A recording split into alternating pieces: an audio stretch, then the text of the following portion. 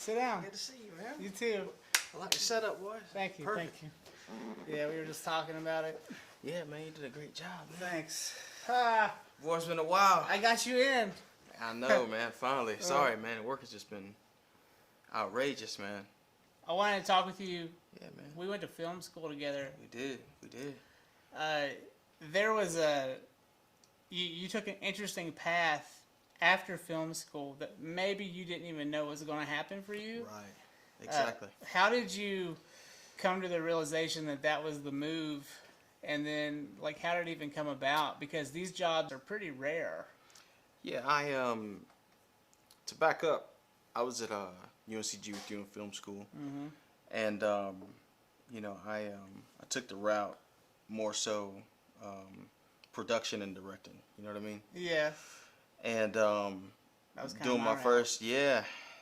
I think you're more, I mean, you're the total package though. You get what I'm saying? Like you get to do the technical aspect, you can direct, you can write.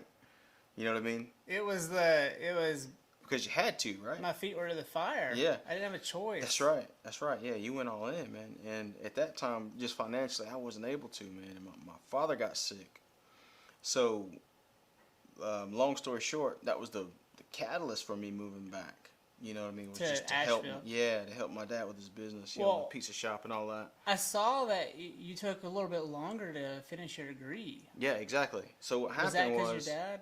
well, that had some aspect to it. You know, I'm sure it played a role, but you know, all in all, it was that 4 Spanishes that you had to take at UNCG. You couldn't get through them? Not all 4, because they were like booked up at GTCC, so you had to go like 1, 2, 3, 4 consecutively, but at the same time they weren't offered consecutively. So they only had certain blocks. You know what I mean? Like, and if you didn't get in that class, you didn't get written in. That was a real You had to wait obstacle for me, another. too. You had to wait another semester. I think they just passed me, man. I don't feel like I got the grade. Yeah, and I mean, that kind of, you know, I feel like, you know, that whole aspect of having to learn someone else's language in order to graduate.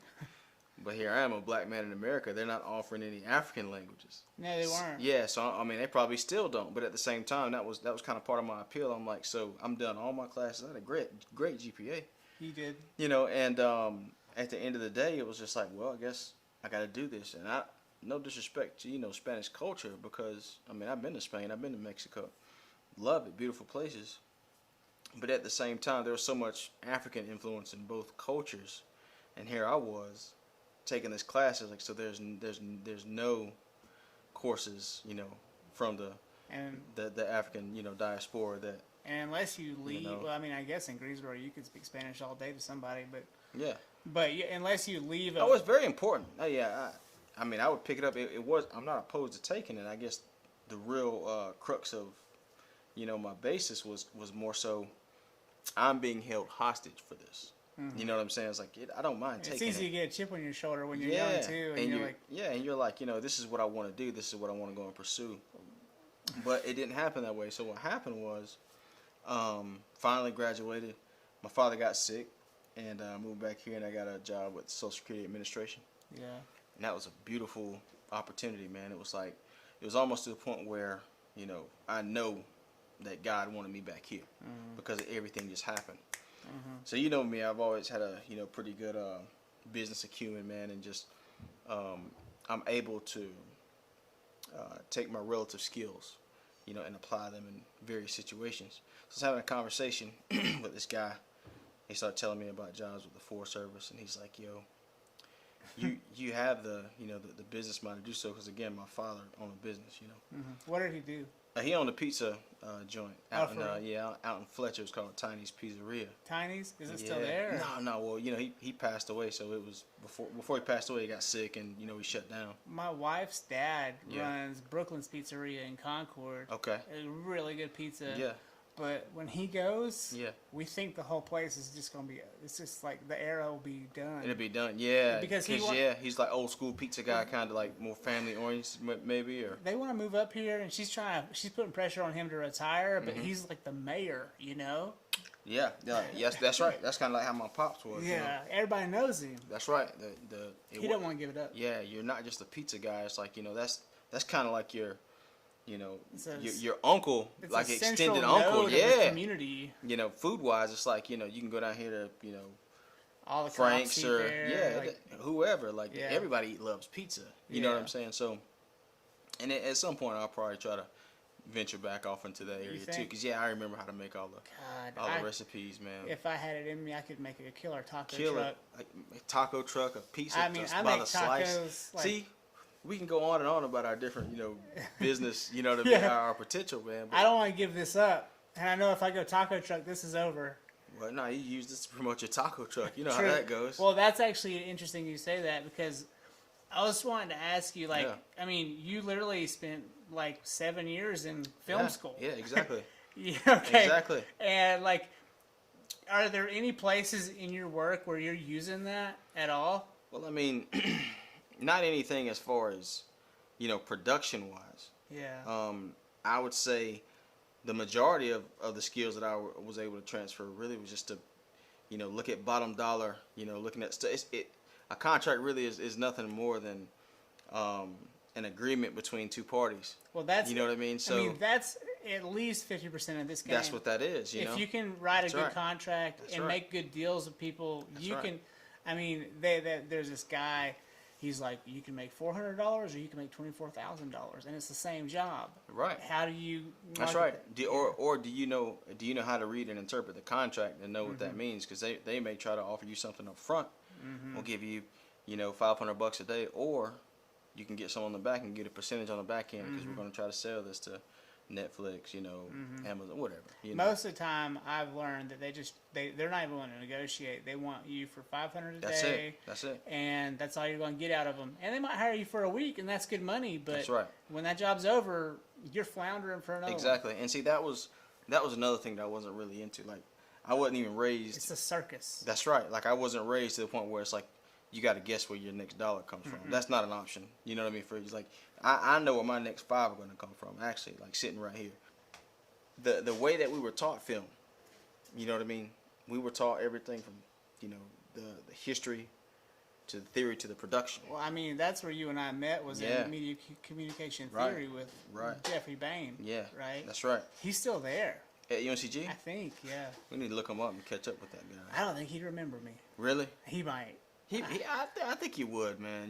He'd pretend he didn't know me. And now that I don't know if you might not be able to. He was a little different guy, man. He was cool though. Yeah. He and I, agreed on some things, and then we had some different opinions He on had others. a tough class. I actually took that class twice. First time was with Jellicourse. He was a horrible professor, by the way. Second time, he was like really not good. Yeah. He tried to make you fail. Yeah, And I mean, he was putting that on us, but that's on him, I think. yeah. And hats off to Matt Barr. Matt Barr was the man. Oh, over yeah. there, I was in his the writing class. Writing and documentary. Is he was still just. alive? I think so. I think he's still making documentary. Wow. But going back to just looking at some of those skills that I was able to use from film school, man. It's just like the media law. So that's really what I do. Were I you look in at, my ethics class too? I think I We were was. with a pretty girl, The white girl? professor. white girl, Yeah. really pretty. Like she wore crazy clothes. Yeah. I Yeah. can't remember her name though. Something Yeah. with a P or something like It was that. a long name, like a Yeah. Italian name. Yeah, like Pompeo or something like that. Yeah.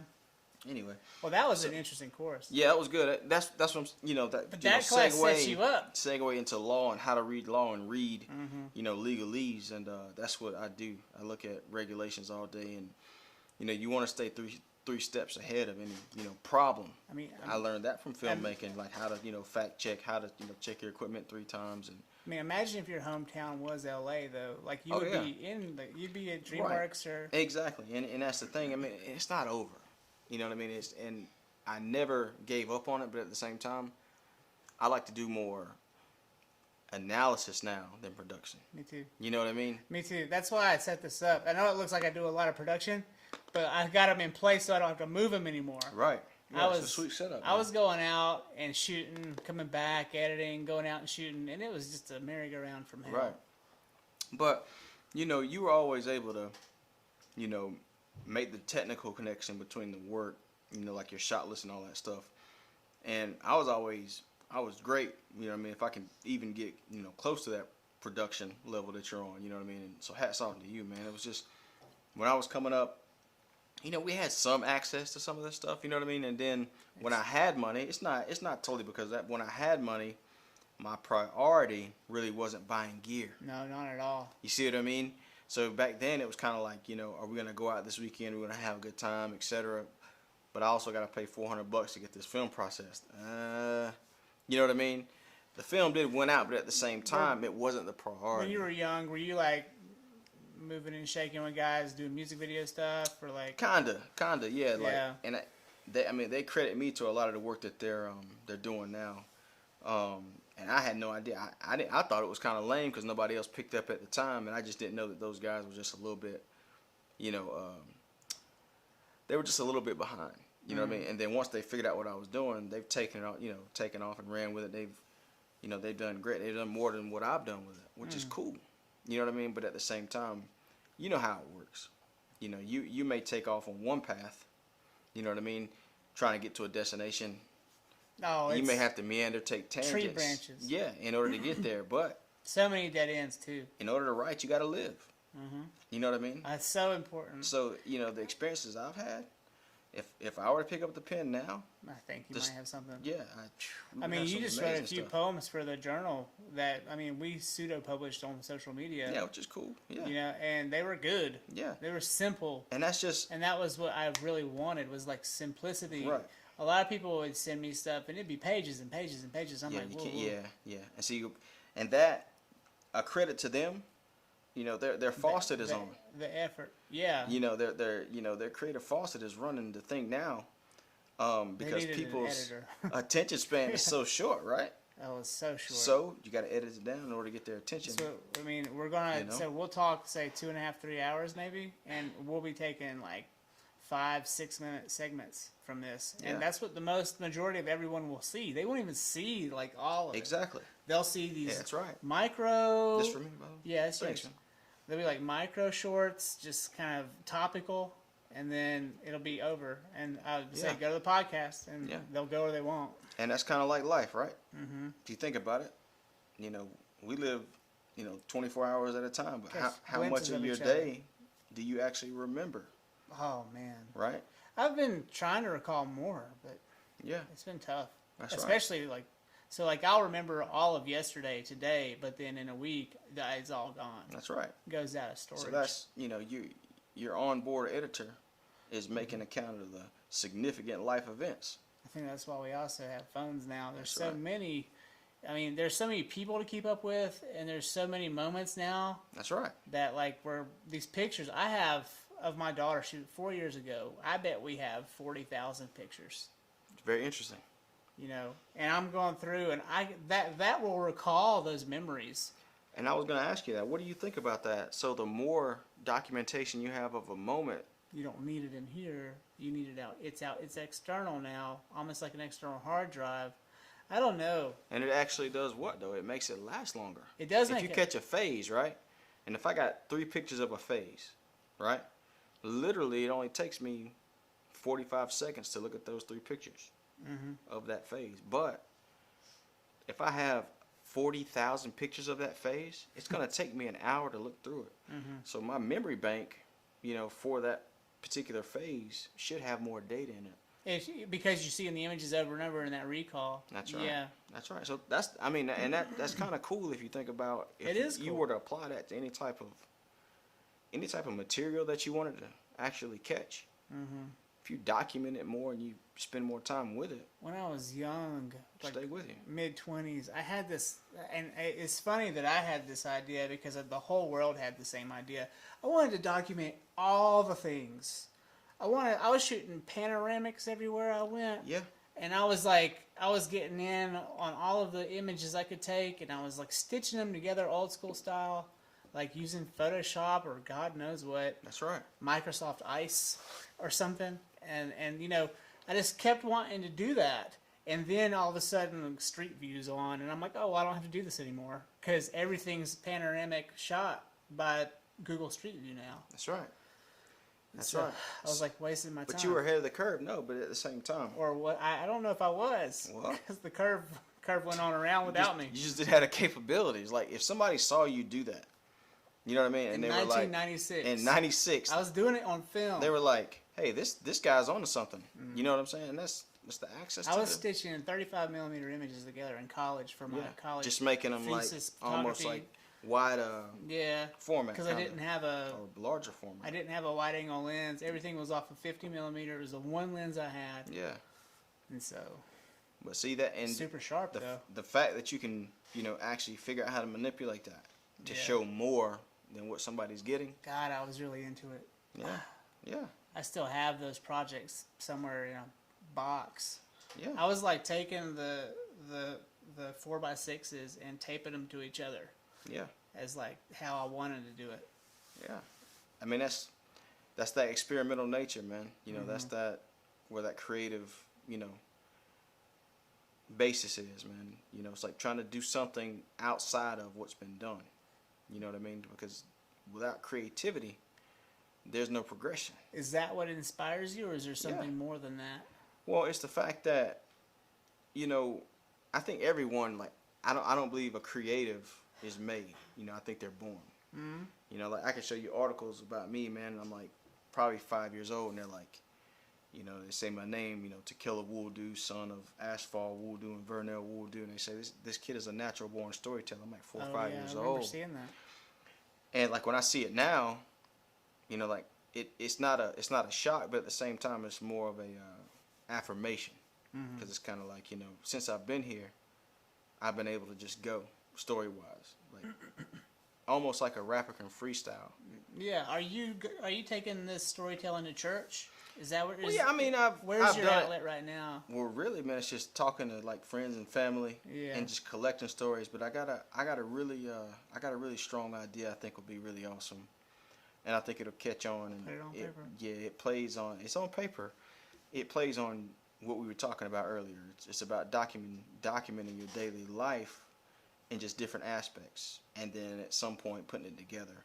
Well, at one point, you and I were talking pretty seriously about showing the drastic differences between one side of the road and the trailer park, and then right across the street's a mansion or even a neighborhood of mansions. Yeah, that's Asheville now. Like, when I was driving over here, I'm like, I see it's coming over here too. Keep on going down the road. It gets real bad if you're going down to Willie's house, and then look over to right by the reservoir. You got Willie's house, and then you've got this really nice neighborhood. All the houses are like our house, and Willie's a really nice guy, but it won't be long. But somebody's going to offer Willie. Hopefully, he owns some of that land. Hopefully, someone offers Willie. God, they'll offer him $600,000 and he'll take it, and it's worth 1.2. Right, exactly. And the gentrification is going to happen. Absolutely. And Absolutely. I hate to be this way, but sometimes I'm like, God, that'd be a good thing. And so, you're right. Yeah, there are some upsides to it. Because my wife's idea would be to take a space over there like that, because it's like 3 or 4 houses, and they're all nice people, but they're not taking care of their land. And it's just like they're like tractors and old Winnebagos, and everything's got grass growing up around it, and come on. Right. And my wife's like, God, they just need to turn this into a park. I'm like, well, the soil might test bad, and but everybody's got their right to their opinion, and at the same time, like, if you're looking at it kind of from a 10,000 foot angle, and it's natural because this is where we are in my neighborhood, right? There are nice houses and there are trailers. Whose house do I pay attention to the most, though? Because the trailer. Although I will say this, the trailers down here are really nice. Right. And there may be a family in there that's just good as gold, and maybe somebody's in there. They've got a pit bull, and he's a really sweet dog, and they got a baby boy who's like 3. Yeah. And he works at the gravel yard. Right. And she's a hairdresser. And that life is as good as. It's as good as mine. Or the banker up the street that ran a Ponzi scheme, and now he's got a $7,000 house. Yeah. And then the IRS is going to kick in his door in 2 years. Yeah. You know what I mean? Like, so it's like, it looks great from the outside, right? And maybe there's an economy there that kind of benefits the people around it, right? Because maybe that helps Willie's trailer value go up one day. God, it's insane. You see, and then It's insane. This house below us went for like 680 or Yeah. something. Yeah. And it's not our house. Right. And our house was half that Right. when we bought. that's right. So, there's there's some upside to the gentrification. It just depends on how it's applied. We just want sidewalks. If we can just get some Yeah, sidewalks. on that's the the road. tough one out here. I see the really windy road. And, I mean, it's like we're riding down the road early in the morning, pregnant woman pushing her Wow. baby, like can't even get on the working shoulder. out. Yeah, And I mean, that road you go. yeah, It's not slow. right. And we're mountain It's driving. not a slow road. Straight across yellows. It's not a slow road. No, it's not slow. Hear it. Oh, is that He's hauling ass, dude. Oh, is that what that was? Yeah. Yeah, that was like a diesel coming Yeah. after that. But yeah, looking at the surroundings, man, and seeing how they're changing. I guess we could relate that to kind of just the landscape of the mind too, because we're talking about, they're cramming in so much more in small spaces now. You came through the golf course, I guess. Yeah, You the saw density. Yeah, it's the density. $400,000 homes right there. And some of them look like chicken coops. They do. They're straight up and down. They got a lean-to roof on it. 10. 10 Yeah, lean-to, it a does. lean-to roof. It Like looks that's like a the chicken- easiest roof that you could ever put on a house. It's like It's like what type? There's no engineering It's involved. funny you said chicken coop. Yeah, this side you go up a foot, this side you drop it a foot. You run a beam that way, 16 inches off And center. it's called run. style. Yeah, exactly. It's more contemporary, right? Yeah. It's simple. Vaulted ceiling Yeah, inside. yeah. They've got one bedroom, one bath. That's right. And see, if you really look at it for what it is, right? It's such a sham. Because like the houses that we grew up in, most of the beams were cedar. You know what I mean? Or good like Houses red oak, brick. stuff like that, brick. You know what I mean? I mean, You had like cinder block. Tornado come through, be fine. You know what I mean? Now everything is wood that's brought over from overseas. It's all China. Take a weight. You could probably go back over time, and I'm sure somebody's done this, and just weighed a 2x4 from like the 60s, the 70s, the 80s, so on and so forth. And I bet you they've gotten so much lighter and they've cost so much more because they've genetically Well, now altered. they're $8 a. Oh yeah, wood is as good as gold. It is. Yeah, but they've genetically altered the timber. You know what I mean? So it's like it grows fast, but it's not as dense. Like you can look at the rings in between, like the growth pattern. And so if a really horrible storm comes, the lighter the product, the less likely it is to survive, correct? Absolutely. Yeah, there's no, yeah, I mean, it's yes and no. It really just depends. You know what I mean? I'm not You a got that scientist or whatever, but you got that bamboo thing Right. going on, and so that's strong. Right, but you do have some, engineered, wood materials that are lighter. They've got glue in them and they bond and they flex, etc., instead of crack and break off. But I don't know if that's technically better. Like, what's worse? Is it better that it flex or better that it just go ahead and break?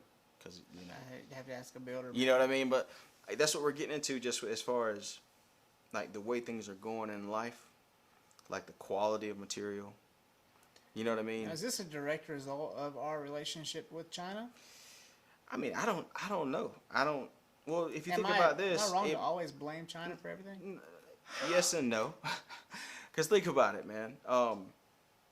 What is at its core? What's the reason for people manufacturing in China? Anything? I guess to save money. It's greed. It is greed. It's greed. Like they want to blame China for being the land that said we could do it cheaper, right? But at the same time, But on no. Right. On whose back? That's right. And then at what cost to those people that are, at what human, capital cost to those people and what human capital cost to us? Because if you think about it, nobody's saying blame the business owner for saying you don't have to make $3 billion this year. $1 billion is okay. Like that's enough. It is enough. That's enough. You know what I mean? Like, Unless but you're it's trying never. to go But to space, I guess. but it's never enough because their competition is human nature. Their competition is going to say no. $3 billion is not enough. We're going $4 million. Well, it's hardly $3 billion. It's like $376 billion. Exactly. Now, yeah. But Yeah. when it started, you get what I'm saying? Like when, Yeah. the businesses started going overseas. Numbers you can't even count. Yeah. My problem is But economics doesn't support, the rules of economics won't support someone doing that. we're American, and on the top of the surface is these racial tensions about slavery and the past, Yet we are being delivered goods from a nation or nations where slavery is commonplace even today. Yeah, and I mean, you got to look at it all. I don't think any one aspect of it is exclusive. You know what I mean? But at its core is America, though. You know what I mean? And the system that we live in is a great system. Okay, best country in the world by far. Okay. But we have some major issues. You know, a lot of times, like I'll give you a prime example, like the whole immigration aspect, right? People coming from Ecuador and, you know, South America coming up. But they're coming because of disparage. But if you really lot of think about, in the grand scheme of things, if we're, you know, this is a world, you know, that is getting smaller and smaller every day. It feels that way. If you think about it, well, perhaps if one country didn't put pressure on another country to do X, then we didn't have to worry about the why these people are coming, you know, from South America up. I mean, because you look at their exports. I mean, if you look at these countries that are in trouble, what are they exporting? Like Venezuela specifically, Right. Or And- like and- Nicaragua. And who is importing it? What are their what are their primary exports? Well, think about it. You got cocoa, right? So consumer, bananas, coffee, big deal. any type of agricultural product that you can think of. And then the biggest thing is like seasonal workers. You know what I mean? Like I really don't think people take into account how much of the, you know, GDP is actually on the backs of or off the backs of migrant workers that come up here, because I don't know too many people that are gonna, you know, pick tomatoes, strawberries, oranges for 16, 17 bucks a day. A day. And A that's day. like, and it's like, Yeah. it's like, how are they getting by with that?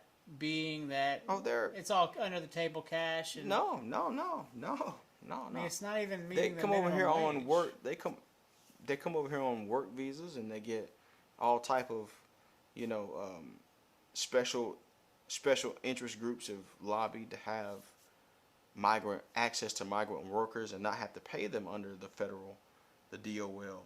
Well, that's its own laws. form of slavery, isn't it? If you ask me, yeah. You know what I mean? So, you know, at the end of the day, you know, some of these regulations need to be, you know, strictly enforced. You know what I mean? So Who's going to enforce them? I don't feel like the current administration is. well, I don't think any administration is to like point the blame on. Like it isn't, you know, it isn't as granular as people that are in office. It's every American citizen that pays taxes. You know, like they need to put the pressure on their elected officials to make sure things get done. Yeah. You know what I mean? And that, at its core, that's democracy. But I would dare say any one administration. I don't really care what administration you name. You're right. Right? The people apply the pressure. But at the same time, how do we really apply pressure? Because you can look at me and actually tell how we apply pressure. You know what I mean? Like, we apply pressure by the things we wear, by the things we eat. So, like, if you're By- wearing Nikes, that's you're right. adhering to Nike's standards That's for right. the workers that they hire. That's right. And it's not just Nike. It's not just Coca-Cola and It's the big not. ones. It's not. It's all of 'em. But then again, it's our appetite for things, right? It's our appetite to consume, you know, that's really getting the world in trouble.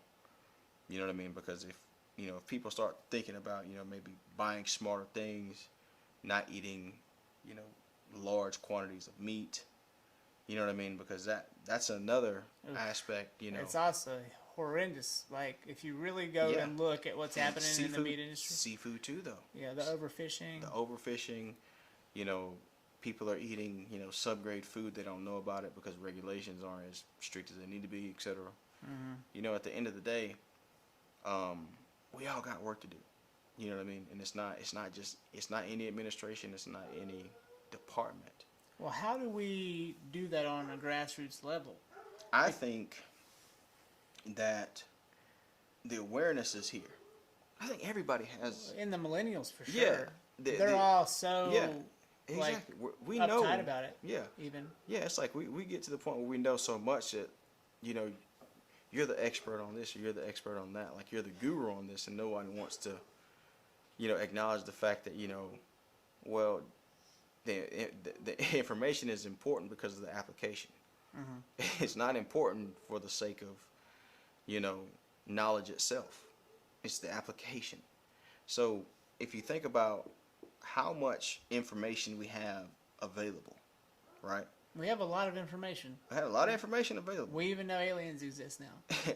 But how much of that do we actually apply? I don't know. You know what I mean? Like we know pretty well like certain foods cause cancer. Yeah, well, even certain groups of people who sell fast food, that technically is a cancer-causing agent. That too, right? We know these things, right? But the ultimate, you know, infiltrator of all plans, you know, to do things like really good is money. I feel like on a local level, we're almost leaderless in places. Like there are people in place as mayors or as whatever, but are they effective in their positions? You see ones who are effective, ironically, in Florida and in Texas, but I don't know what our local leadership in Buncombe County is really doing. Maybe I'm out of the loop. Do you? I mean, I don't follow any local politics isn't anymore. that funny? Yeah, Like it's and hard to. Yeah, I'll tell you why. You know, we had people like in the city council that were, I know they were making good changes. You know, I know they were for a fact because I could see them. You know, but it's the powers that be that actually run the city, and the clusters that, you know, actually run the city. Like there's only like really two major clusters: beer and tourism. Mm-hmm. Yeah, it's annoying, and eventually it's gonna be weed too. Eventually, right? Yeah. So, you know, those folks, you know, they ultimately have the control over what, you know, occurs in town. And when you realize, man, it's like that those are consumer based, you know, products, really. And that's economic. It's not social. There's no social agenda at core. Are we slaves to the consumer economy? Yeah, Is most there a definitely. way for us to create a secondary economy that's not based on consumerism?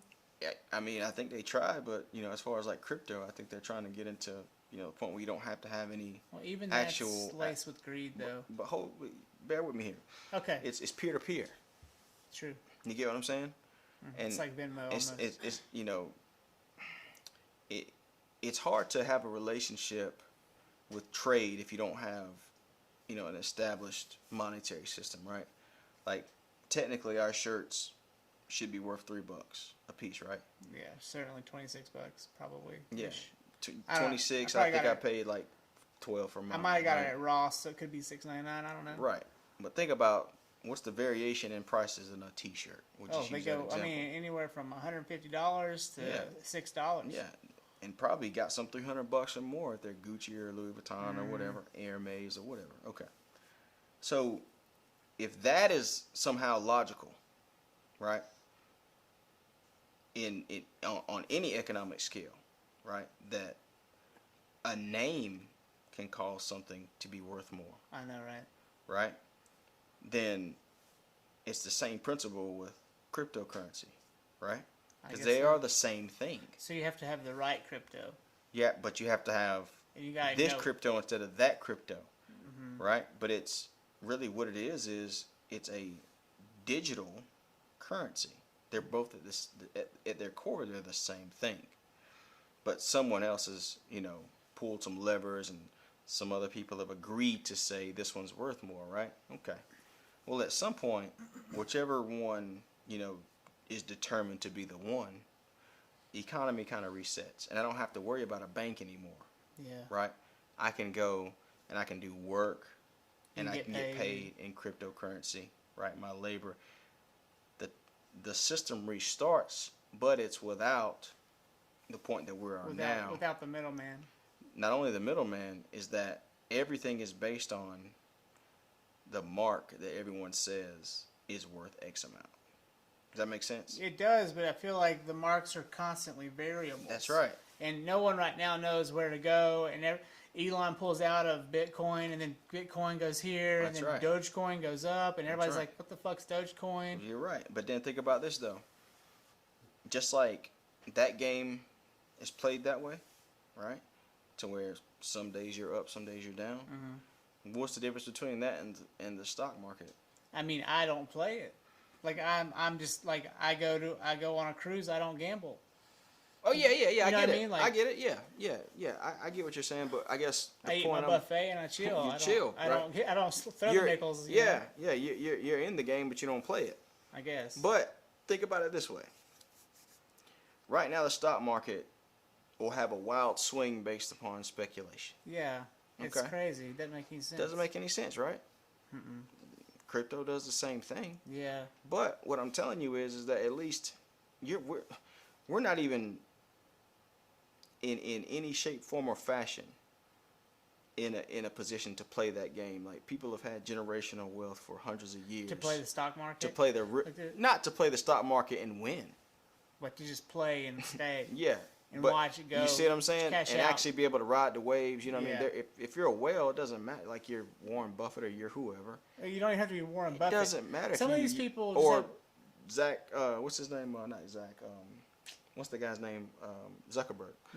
But this is the thing. Like, there are those people. There are the Buffetts, and these guys. That's fine. But there are certain people in our culture who are just born and like they've got like 300 grand in the bank. True. And they're just like they're 27. Yeah. And they're just rocking around. Yeah, that's chump change. To them, and so they're playing that stock the same way. They're treating money as a tool. That's right. Whereas I know guys like me and you, Yeah. like both my parents are school teachers. Yeah. Okay. Yeah. Like $1,200 was a lot of money to me, Exactly. and Yeah. it was that way for a long time. And then there's some kids out there that $120 It's a lot of money. is a lot of money to them, right? Yeah, and it's all in ones. But what I'm saying Yeah. is though Doge or crypto or whatever, Lapa Opsa coin or whatever the Shina Inu, whatever the coin is. Yeah. Now they're giving those people an opportunity, right? To play that game that they will never, ever, ever, ever be able to play on the big end, right? So that's what I mean. Like, there are economies on different scales. I had a friend of the family. She's like an accountant, certified, whatever, and she's not here. She's up north. And I contacted her because I wanted her to kind of help us figure some stuff out. And I was like, hey, I'd like to talk with you about our finances. I'd like to see if there's any way we can like invest and do Right. some stuff. And I'd also like to talk with you about Bitcoin, because at the time it was just Bitcoin. Dogecoin didn't exist. Or if it did, I didn't know about it. And she sends me back a message, and she's like, she didn't even acknowledge that I wanted her help. She was like, we don't do any business with anyone who wants to do business with Bitcoin, because Bitcoin is used to buy and sell drugs and other things. And I said to her back, I was like, that's funny. I always bought my weed with cash. Yeah, exactly. Nobody's accepting Bitcoin. If you're accepting Bitcoin for weed, first of all, you better have a. I wouldn't be. If you have enough weed to sell for a Bitcoin, I know, right?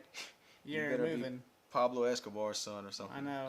But that proves my point. There are people that'll never be able to make that call. Yeah. Right?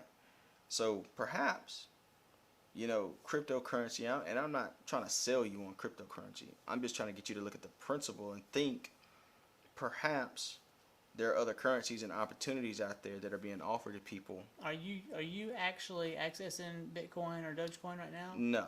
You're just kind of watching Yeah, it. kind of watching Same it. Oh, here. I mean, I have stock, but I'm not buying. Yeah. I'm not buying it like every day and watching it. But have you purchased it? Yeah, I purchased it and just haven't looked back at it much. Do you mind telling me how much you purchased? I mean, I think at the first go round was probably like $500 or something like that. And then the okay. second go round was probably like another 15, so probably like a total of $2,000. And so is that worth a lot more now than it was? No, last time I checked, I actually lost money, but Yeah. that's no different Then the stock than any market. other stock. What I'm saying is that I understand the principle with cryptocurrency as far as the upside. Mm-hmm. You get what I'm saying? It's Yeah. kind of like the upside is just there's no calculation, right? There's no cap there. a stock will go up, Well, 400% over time, but not overnight. where's the cash out with Bitcoin though? Is it hard to tell? Like, when do you know to go? Okay, It's like any other stock. It's what your needs are. You know what I mean? Whatever your financial needs are. Or if your plan is to let it sit there for 6 months, pull it out, and then you can always sell some of it, not all of it. yeah. But at the same time, your your tactic, right, or your strategy, is really just based upon what you foresee this stock doing, right? And that's with anything in life, right? Yeah. How much effort you go at something Yeah. equals a potential outcome, right? So I'm just kind of stoked about the fact that it's new, and there are people that are investing that have never invested before. It's also like, I don't know what the right word is, but it's working against the norm of our time. The establishment, right? And so like it's a rub, and I think it's almost like you're seeing water pour over into it, and it gets more weight. Mm-hmm. And that water are all the souls who buy in, right? Yeah. And then all of a sudden it has traction, obviously, and now people are buying Cybertrucks with their Bitcoins, or they were. Yeah. Now they're not. Yeah. But at the same time, it's like this. Nobody, well, that's a huge statement, but I don't think that anyone expects to lose, right? hope not. But, Like but you do. if they do, at some point, the game plan is to win. Mm-hmm. Okay, Patience wins. patience wins. And real smart guy told me a long time ago, was like, I don't have to win this game. I just have to be able to lose longer than everyone that's playing the game. Mm-hmm. I can lose every day. Like, you can win every day, right? Yeah. But if I'm here to the point where if I show up every day and I lose money, that means, first of all, my pockets are deeper, right? Yep. Second of all, the day you lose, right, you're going to have a lot less experience than I am Because you've lost already. because I've lost so many times. Well, that's a funny tangent. And if you lose at a point where you can no longer lose, you're not going to play the game anymore. But I can. See, I have a wealth of loss growing up playing ball. Yeah. Like, my teams, we sucked. And we didn't have a choice but to suck because we were in a conference that was just like, we were just the runts in the conference, Right. Right. And the other schools had more ethnicity, had more size. Some of them had way more speed. It didn't matter. We just lost a lot. And it wasn't until we got to late middle school, high school, when our schools merged. We had 3 schools merged, and all of a sudden the Startown boys were here, and then the Mountain View boys were here, and we had the Bannock guys. Sucked, but we still had them. And we were better. And we went, 6-5 or 7-4 or whatever, and we would have a playoff berth. We'd lose in the second round. And so we actually saw some wins in the end, but growing up was just like one smack in the face after another, and I feel like that was setting me up to work in the film industry. Yeah, Because- exactly. Because Right. I lost so much early on in the film industry. Right. Like, I was told no probably 1,000 times. Mm-hmm. And then we finally get to 2021, and I'm telling myself yes, and that's why I'm successful. No one else is giving me anything. Exactly. And so, You see? So think about that. You just applied your life kind of, well, it actually did, apply that principle, yeah. right? Because now you're at the point where no matter who walks in wherever, technically, or whatever the game is, right? If I use that analogy, It's fine. you're fine because you've played the game so much. If you get beat at it, then you know that, like, oh, this is something super major. Like, there's something else for me to learn here. You know what I mean? Like, there's got to be, a huge lesson or a huge upside here because I lost today, and I'm good at this. So that's a dope way to look at it. Where in your life have you accessed this concept of lost and applied it to your life? Oh man, the biggest one, is probably my father. Like, I was going to get to that. yeah, because like my father. Well, first of all, like I had one of those. My brother and I had one of those fathers. that was kind of like all work, but had fun with you, real kind. Everybody loved him, knew him as a kind man. Was he gone a lot? But he worked a lot. Yeah. But at the same time, we didn't really miss out on anything. That was how it was. That's how it was. You had to go and work 10, 11 hours a day. And your mom worked too, right? And my mom worked, but both of them still made time for us. Like, we didn't have any type of deprivation, growing up. We had everything we wanted, but they instilled that strong work ethic. That's why I can work all day. You know what I mean? And then go do whatever at night, and then sometimes I'll go to bed till 1 o'clock in the morning because I'm up doing stuff. That's just the way you're wired, But he came from Ethiopia. Oh, really? Yeah, so like he came over. Was he an immigrant? Yeah, definitely. So he came over in the 80s. Oh, so he had an accent and everything. Oh yeah, until they passed away. And growing up, that's all he did. He worked, showed us how to do stuff, like cooked, loved to cook. He was a district manager at Pizza Hut for like a number of years. And then opened his own. He opened up his own. Well, he actually, I think he left, Pizza Hut on some BS, like what they kind of looked over him, for some promotions, and he was like training the them people who that was going to go to like be district manager. Right. So my mom, was like trying to get him to like, file a lawsuit and all that stuff, but he had too much wherewithal, I guess, to waste his time, and he kind of knew what he was up against. Yeah. Especially being in Western North Carolina. In the 90s. No, in the 80s. 80s. In the 80s up here. So yeah. So then he went to work for Gerber. They shut down. Then he got a severance and went and did a pizza shop, and it was great. For a number of years. How old were you when the pizza shop opened? I may have been like 14. Okay, so you were old enough. Yeah, I was old enough to help him and stuff like that. Yeah. So realistically, I was probably 15. Well, that's how old Andrea was when her dad finally got into his pizzeria. Yeah, and it was a great business. Learned a lot from him and had a great, high school. He got sick and I moved back here. But like the morning he passed away, I was there with him. You know what I mean? And my brother had, we're Christian by birth and by faith too, but he was Orthodox Christian, and like a Bible was always around. And always, being taught from, etc. But we were never like we still, nobody's perfect, we still did everything that most kids do, and you know what I mean? But we were raised in the church. Yeah. Your mom and father can't control you when you go to college or whatever, so you get into your life experiences. Yeah, you gotta learn the hard way. You gotta learn the hard way, especially being a kid from the suburbs, they already think that, you don't know how to do nothing. It's like, all right, watch the guys from the suburbs, they'll show you something. But yeah. On that morning, I was reading the Bible and everything, man, and he passed away, and I found him, just like resting like peacefully, and I had so much peace, because like while he was passing away, I was like reading the Bible. But that loss at the same time was like, coupled with my faith, but at the same time I was like, man, I should have been in there with him. You know what I mean? Do you remember what book you were reading? Yeah, I remember the Bible verse and everything. What was it? Deuteronomy chapter 28, the whole chapter 28, 27, 28, and 29. What was that about? Well, it's about the covenant, that God, has with his people, right?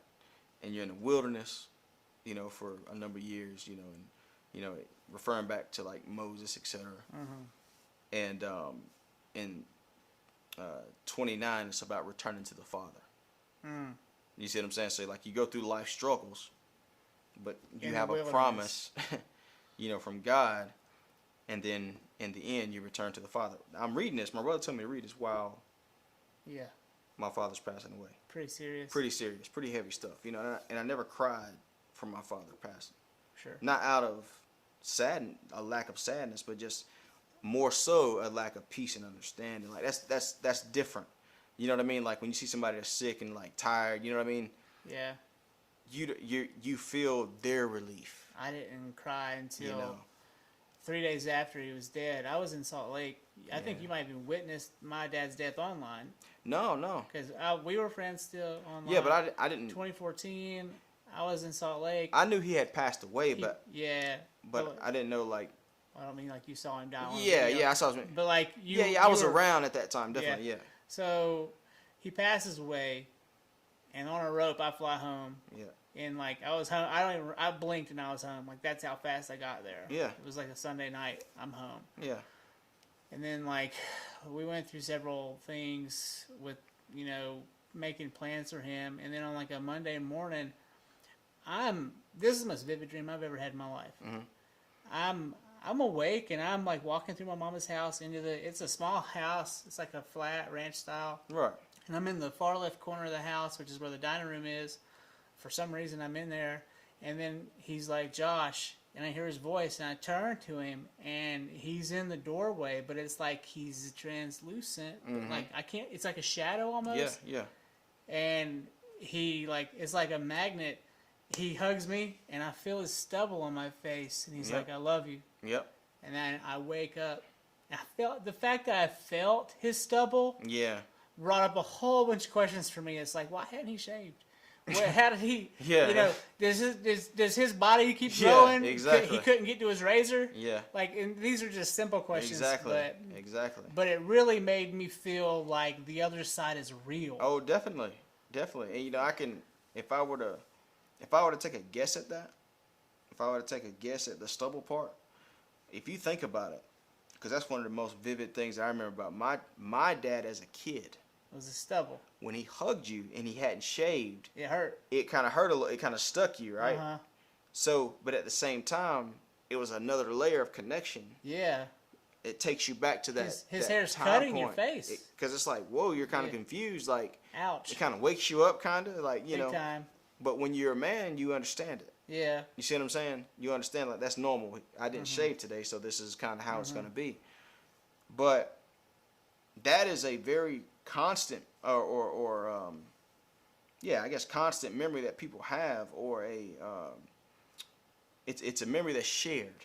I just thought it was so weird. It's when people, hug their dad and they can feel their stubble. How he, like, because he didn't get to say goodbye. Right.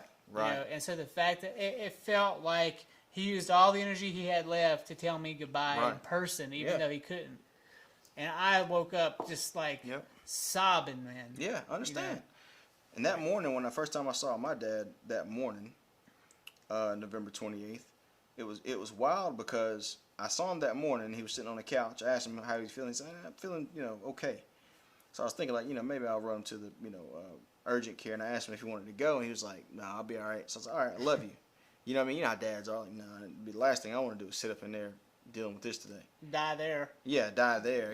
Or like the hassle of being at one of those places. Yeah. I'd rather die. No, I'm kidding. But some people would. Some people would. And I got the chance to tell my dad I loved him on the day. He said, "I love you too," on the day, that he passed away. But that is great. Don't get me wrong. Like, being able to say that to your dad one last time,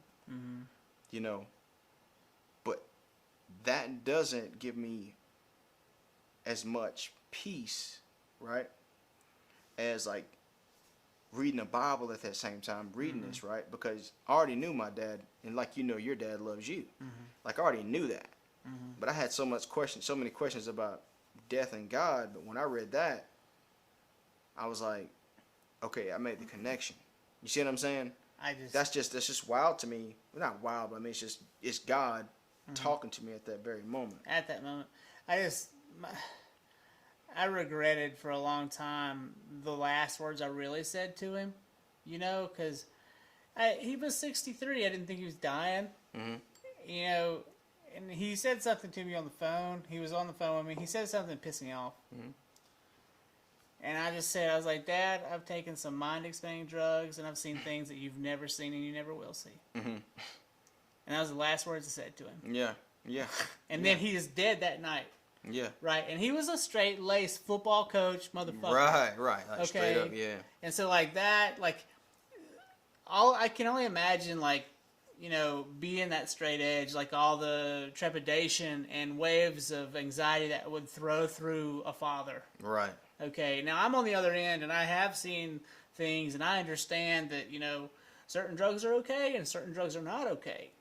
I know which ones are easy to navigate and which ones I should avoid. Right. But he didn't understand. I knew that. He didn't. And so, after the fact, like, he probably used to call weed dope, huh? Yeah. Where's well, the dope? Of course. Of Where's course. the dope? But I wasn't even talking about weed, you know. Yeah. I was talking about, You're like, talking about, like, psilocybin and yeah. like all that stuff. And he just he and I couldn't see eye to eye on that for obvious reasons. And I felt so bad about that for a long time. But you know, it was weird. The night I had that, you know, the night I had that dream. Well, the morning I had that dream. The following night, a buddy of mine, Jason, had come to me, and he gave me some. It was like some moonshine that he had made, and he's like, "This got me off coke," and I'm like, "Great." And he's like, "It should help you with your father's passing," and I'm like, he didn't say it that way, but he, you know, and I was like, "Thanks, Jason, appreciate it." And well, it was really smooth moonshine, and you could light it and it'd light up like a candle. It was real moonshine, and my cousin Wes and I were sitting there drinking it, and Wes started smoking some weed or something, you know, and then it passed to me, and this pressure built up in my ear, and there was an empty chair right here, and it was like he was there and he was mad. Ah, yeah, and I could feel him. Yeah, like, because I felt like if he was really dead, he was really dead. But if the, you know, that interim period between death and heaven, I feel like he was just like hanging out at the house because it was pressure. Right. And all of a sudden, Wes started acting really weird. Like he couldn't like form a sentence, you know, and he was like doing this with his eyes, and I felt the pressure too. And then he was talking about how his uncle had gotten him on heroin.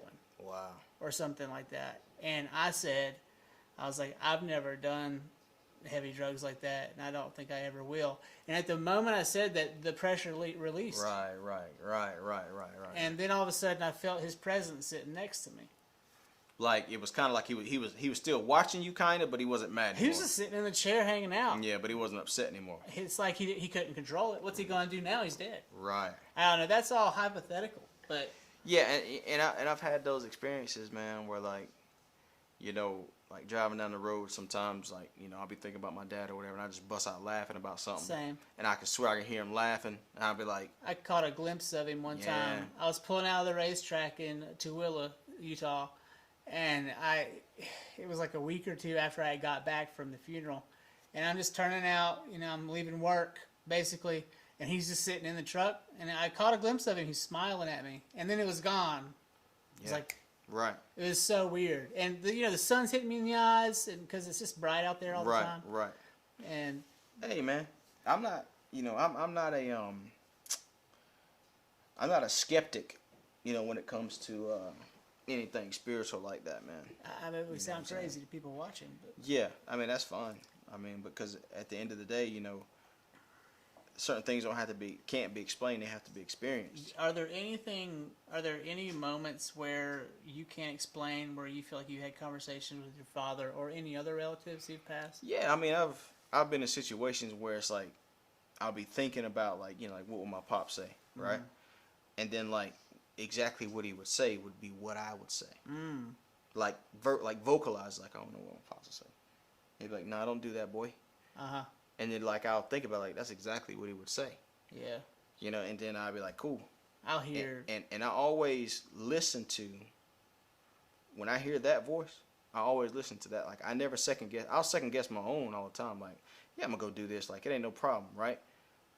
But I'll never second guess like what I, you know, think my pops would say. Yeah, I know. Or you can vocalize it. Yeah, because it comes through you. Because you know, I got this whole thing, man, about like, you know,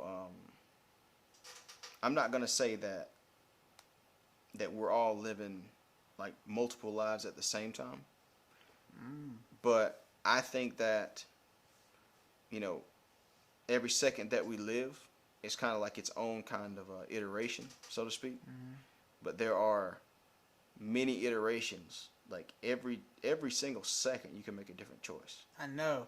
And when you come on those forks in the road, you know it's happening. Yeah. And sometimes you get paralyzed by the fear of those decisions because you know, like, if I move to Salt Lake, right, these things happen. If I don't, you can see them, and you can see the two different worlds, and you can see, like, naively sometimes you can't. Yeah. Right. Yeah. Or sometimes you move without really trying to look into what it could actually be.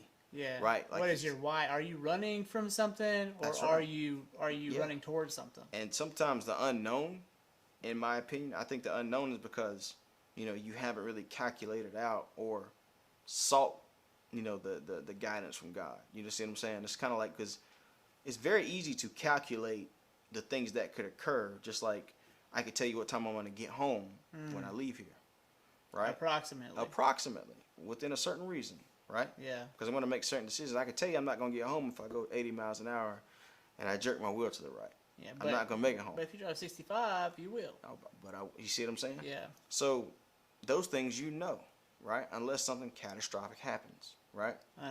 Unexpected, something that is outside of your control. Well, that's a different question. Is that fate? That's an iteration. Is it destiny that Right. all of a sudden you're driving 65 down the road and a tractor trailer T-bones in front of you? Yeah, that's one of the possibilities, right? That could happen, right? The ceiling could fall in here. There's a lot of things that could happen. It just so happens that occurrence was the one that happened that day. You know what I mean? It's like, because people say and they know it. If he or she would have only stayed.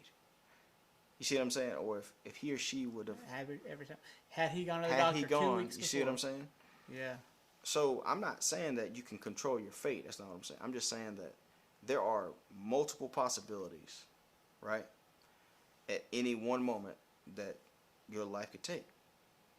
You know what I mean? Like there's no limitation. I had this weird realization post-pandemic, probably like June, about a year ago. I was just like really stressed out about how I was going to protect my family during this thing. And I didn't know what I was going to do. And I just like gave it to God one day and went for a really long run. And on my way back, I had like thunderclaps in my brain. And it was like a response, because I was asking questions. And I even wrote it down in poetry. And I was asking questions that I couldn't answer. And I had this realization that, like, God doesn't really control whether you live or die. That's how I feel. Maybe He does, but death is its own construct that we all have to live through. And I had this weird feeling that, we're kind of, fate is interlocked with decisions and right. And exactly. so like everything spins off and branches off, and if you do this, you live 93. If you do this, you live to be 37. Whether it be drugs or if it be That's right. luck. That's Some right. people can smoke until they're 100, but the potential outcomes, right, based upon these decisions, I mean, it could be as simple as whether or not you're going to drink that extra beer. If you continue to make the decision to drink an extra beer, at some point, you probably are going to become an alcoholic, right? If I keep eating extra cheeseburgers, at some point I'm probably going to have a heart attack. Or, on the good side, if I continue to work out, or if I continue to watch my diet, or if I continue to, key in on good energy and be around good people, keep the stress out of your life. keep the stress down, I'm probably going to live longer, live a happier life. That's a calculation. You see what I mean? And it could be, or that tractor trailer could come across you. But 2 years from now, you never know. that's right. At the same time, had that not occurred, right, or had something different occurred, right? Like maybe you didn't get killed, maybe you just lost an arm, or you got crippled, right? So all of these potential outcomes, right? But if you return, to your, mode of operation, so to speak, you can still. You're gonna keep going down that road. Like you might be an amputee, but you may end up being like, one of those cyclists that use their arms with pedals. We had this local track coach, Britton Ollinger, 2018, I think. He was just coming straight through the intersection. Oh yeah, I remember that. And some kid with a Charger or something. He was doing 135 miles an hour through Main Street. Killed him. Didn't kill him. Oh, he didn't kill him? Okay. No, his children are in daycare with my child. Wow. It's incredible to watch, and I'm looking at his wife and I'm thinking, how stressed out is she?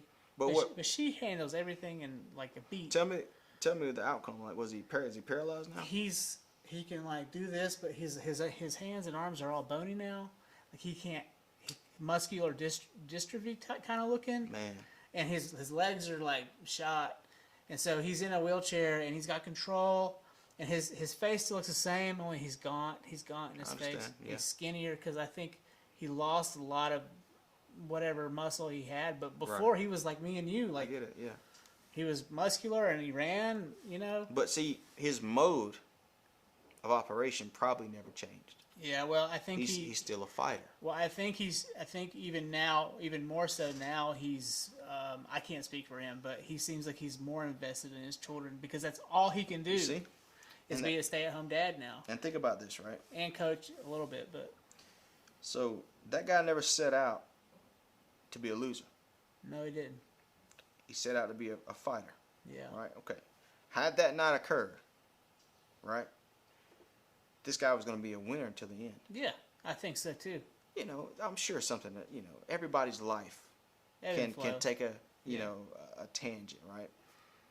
But something had to change that mode in order for somebody to become an alcoholic, or they maintain a certain practice to where they were pushing the limit. Yeah. You're looking right at a loser action. If you drink too much and you can't control it, right? You have an addiction to it, right? What do you tell yourself? Do you tell yourself you're a winner? No. You're like, man, I'm horrible. You know you're losing, and you have a addiction. It's a chemical imbalance, and you're not happy about it. Like, 'cause I know people that have been alcoholics, and they tell you, it's like, I feel like the biggest failure. Smokers too. I feel like the biggest failure. And they're constantly failing because they're constantly trying to stop. They're trying to stop, but And they they can't can't. because they have that dependency, right? Yeah. So they'll tell you, man, don't be like me. Girl, don't be like me. I'm a loser. Like, you know, they know it, but they can't change that mode of operation because, you know, it's a chemical, you know, relationship now. Mm-hmm. So I guess I say all that to say, you know, your life, you know, because everybody makes that decision unless you're like DMX or something like that and you get, you know, laced blunt or something. That other guy decided for him, right? Then you could argue, well, it was a company that you kept, etc. Sure. Right? You know what I mean? Like, there's all types of variations and combinations of occurrences. Well, in the end, it all really does come down to you.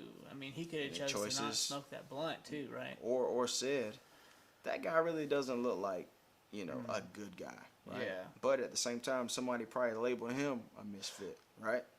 So if someone mislabels you a misfit, you're going to hang with a misfit, right? So, you know, as deep as the rabbit hole is, right, a lot of times, you know, if a person is really strong-willed or whatever it is, you know, the purpose is for their life, right? Because, like, we could use DMX as an example.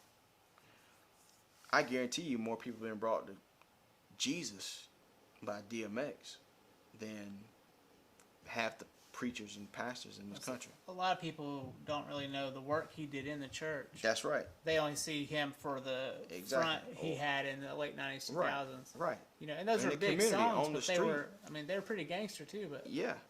And then, you think about the world he lived, the place he came from. Like, Yonkers is probably one of the roughest places in, like, I don't care if nobody tell you. He came out of that. Right. You know, and his music showed the rough and then if you think nature of about his environment. how that industry is, though, we can talk about that. The industry, right, that he was successful in, you know, perpetuated that. They wanted him They to wanted be it. They had to profit That's off of what his pain. sells. That's what sells, because there's millions of people that are, you know, they have an affinity to that, or they actually have experienced Do you think he went to them with an upbeat record at some point, and they were like, no. you know, like early '90s, man. It was real. Like, it ain't like it is now. You know, You couldn't even be like nah, that. Like, you couldn't. you had to be Montel Jordan, you know, or you had to be like, if you're you're gonna be one or the other. You know what I like mean? Will Like, Smith or right. You either were gonna be, you know, singing. I don't cuss in or my rap songs, or I cuss in my rap songs. Too broad, you know, ends of the spectrum. Yeah. You know, but look at that man's life, right? The choices he made, the places that he ended up, the good that he did. Nobody's life is 100% positive. You know what I mean? But I bet if you were to put it on a scale, and you really looked at the impact, you'd probably say it was more positive than negative. What did he die from, anyways? I don't remember. I mean, they speculate it was, overdose of some type of drug combination, but I don't trust any of that stuff, man. It more than likely was a relapse. On my wall there, I have all the suicides and drug overdoses you can find, except for the chronic. He's still thriving, but Milli Vanilli, that's a sad story about those guys, Yeah. I mean, Rob and... But see, that's chasing that dragon, though. Music and the arts itself. I tell people this all the time, it was Julia Cameron. You got to read this book, Okay. The Artist's Way. Okay. If you ever get like... Look it up, Charmaine, if you can think. If you ever get like writer's block. I was looking up DMX for you. The artist. The Artist's Way. Yeah, The Artist's Way. Julia Cameron, right? And I think she used to be married to... she may have been married to Martin Scorsese. It's been years since I've read this book. But anyway, she's like she's a instructor for like a screenplay writers. Yeah. Okay. But she talked about, she talks about the devil, and evil being intertwined with art. And this is like toward the last kind of chapters of the book. And she kind of tells you, like, be aware of that. Because if you think about it, what are we really? Most creatives are like conduits. I know that's what I've created here. Yeah. A conduit for other people's ideas. That's right. Literally, that's Literally, what this is. That's what art is. It's how to transfer a message from here to here. Yeah. Right? The artist is in the middle. You got an idea and you got a product. The artist is in the middle, and they have to actually convey and bring that along. Well, anything that's a conduit, like anything, any type of media, you could we can get into electricity. I know, right? Right? You got a positive and a negative, right? Too much electricity will stop your heart. Just enough energy will start it and keep it, pumping, right? So when you start getting into the creative process and you start playing with drugs, right? And you're honing a skill, right? It could be music, it could be film, right? You're gonna have some experiences, that are gonna be, they're gonna be a little bit on the wild side, Transcendent. Some are very scary. Yeah, because if you think about it, like, you can look at Quincy Jones, man. Like, you watch his documentary. Okay. He's like, I think he probably doesn't get active till like 9, 10 o'clock in the evening. Yeah. He's like, the muses come out at 2 o'clock, right? Well, historically, like, the muses are, what inspires you to create, right? Well, if I want to get a message across, right? Sometimes the message is good, sometimes the message is bad, right? Look at most art. Most art, you can get a vibe from it, right? The strong dark. ones. The strong art. Not it doesn't have to. It can be mediocre art. And Right. You still, or it conveys. Even if it doesn't give a vibe. that Michelangelo Right. behind me on my shoulder. Right. That's the vibe I want in here, because it's like there's so many times when we're so close to miracle. Right. And the hand of God is the miracle, Right. and then the hand of the human is anything that keeps him from touching said miracle, because he's just like he's lazy. All he's got to do is lift his finger, and he's touching it, and we're so close all the time to these beautiful experiences. Right. And we're either overzealous, or we're arrogant, or we're Yeah. lazy, or we're afraid. Afraid, yeah. Afraid is a big one. That's a big one, yeah. The fear about creating this podcast alone was almost crippling. You just kind of have to do it and pray it's all going to work. And man, that's the thing. If you can see it, Yeah. if you can see it actually happening, and you believe in it, it'll happen. No, I know. Now, the level of which the impact is going to be made or the outcome is irrelevant. It depends on your work and how far you go with it. Right, but most people who start out, like, I want to make a huge impact. I want to make $1 billion, or they set some type of goal. That's weird. That's not how I think. That's not, well, you shouldn't if you're a real creative, because, it should be something so wild inside of you, You know, something so driven inside of you that you really don't have a choice. I'm It's not just a even- matter of time. I'm not even thinking about, like, people keep asking me these stupid questions. No offense to anyone who said this, but they're like, how are you going to get sponsors? And I'm like, motherfucker, I've got 6 episodes. Who's going to sponsor me? Okay? I mean, like, the sponsors don't even show up until at least 100 episodes. Yeah, you got to give it time. You got to give it time. Yeah. And they're all like, well, how are you going to do this? And how are you going to do that? I'm like, I'm not worried about that. What I want to prove is that I can bring in almost anyone and have a really good conversation. Right. And grassroots start first. That's all you got to do then. You got to dig the soil, plant the seeds, and then water it. And here we are. Seeds are being planted with each episode. All you have to do is do. Mm-hmm. You know, and then, man, the wealth of knowledge that I've picked up over people, places, you know, and the spaces I've been in over the last 10 years has just opened my eyes up to most principles of like energy and like timing, and like there's a guaranteed secret to success. I can guarantee it. Mm-hmm. Whatever it is, do you think about first thing in the morning, right? Do that thing, right? If you got to tell somebody something, right? If something in your mind first thing in the morning, just get it over with. Get it over with and do it. Don't care how, if you dread it or not. Okay. Yeah. That's the same principle as whatever is in your heart. Follow your heart, right? Yeah. Now, most people are at the top of their game. Like you throw out any name, just throw out a name of somebody who's at the top of their game. I mean, we would just say Joe Rogan, right? Joe Rogan. Young Jamie. Okay. He's at the top of his producer game. Think about it. That. Think about what did he do better than anyone else? He produced that shit. I mean, you can talk about Rogan as a whole, Yeah. but really the guts of it came from his co-producer, and to see like. Well, let's put him in a team. They are a team. Yeah. The method in which they created and generated content in a steady stream on all of the social medias is what generated the interest. They did one thing more than anybody else, better than anybody else, with a purpose that wasn't for anybody else. And it wasn't for any type of money-making schemes or anything. That's the key to success. It is. That is the key. If you do what is in your heart, what is for you, yeah. if you do that more, better, and longer, right, for that particular purpose, you will be successful. I had to create the studio because I could not keep up with the work outside the studio, and COVID made it hard for me to even go see anyone. Right. And so now I'm, in a way, putting myself at risk because I'm bringing people in, talking to people without masks on. I don't know who's vaxxed, who's not vaxxed, right? Right. But at the same time, I think, you know, if I'm putting in the work in a way, I feel like there has to be some type of, I don't know, I feel like when you're doing your part, like something's protecting you a little bit. Like there's a zeal around you. That's right.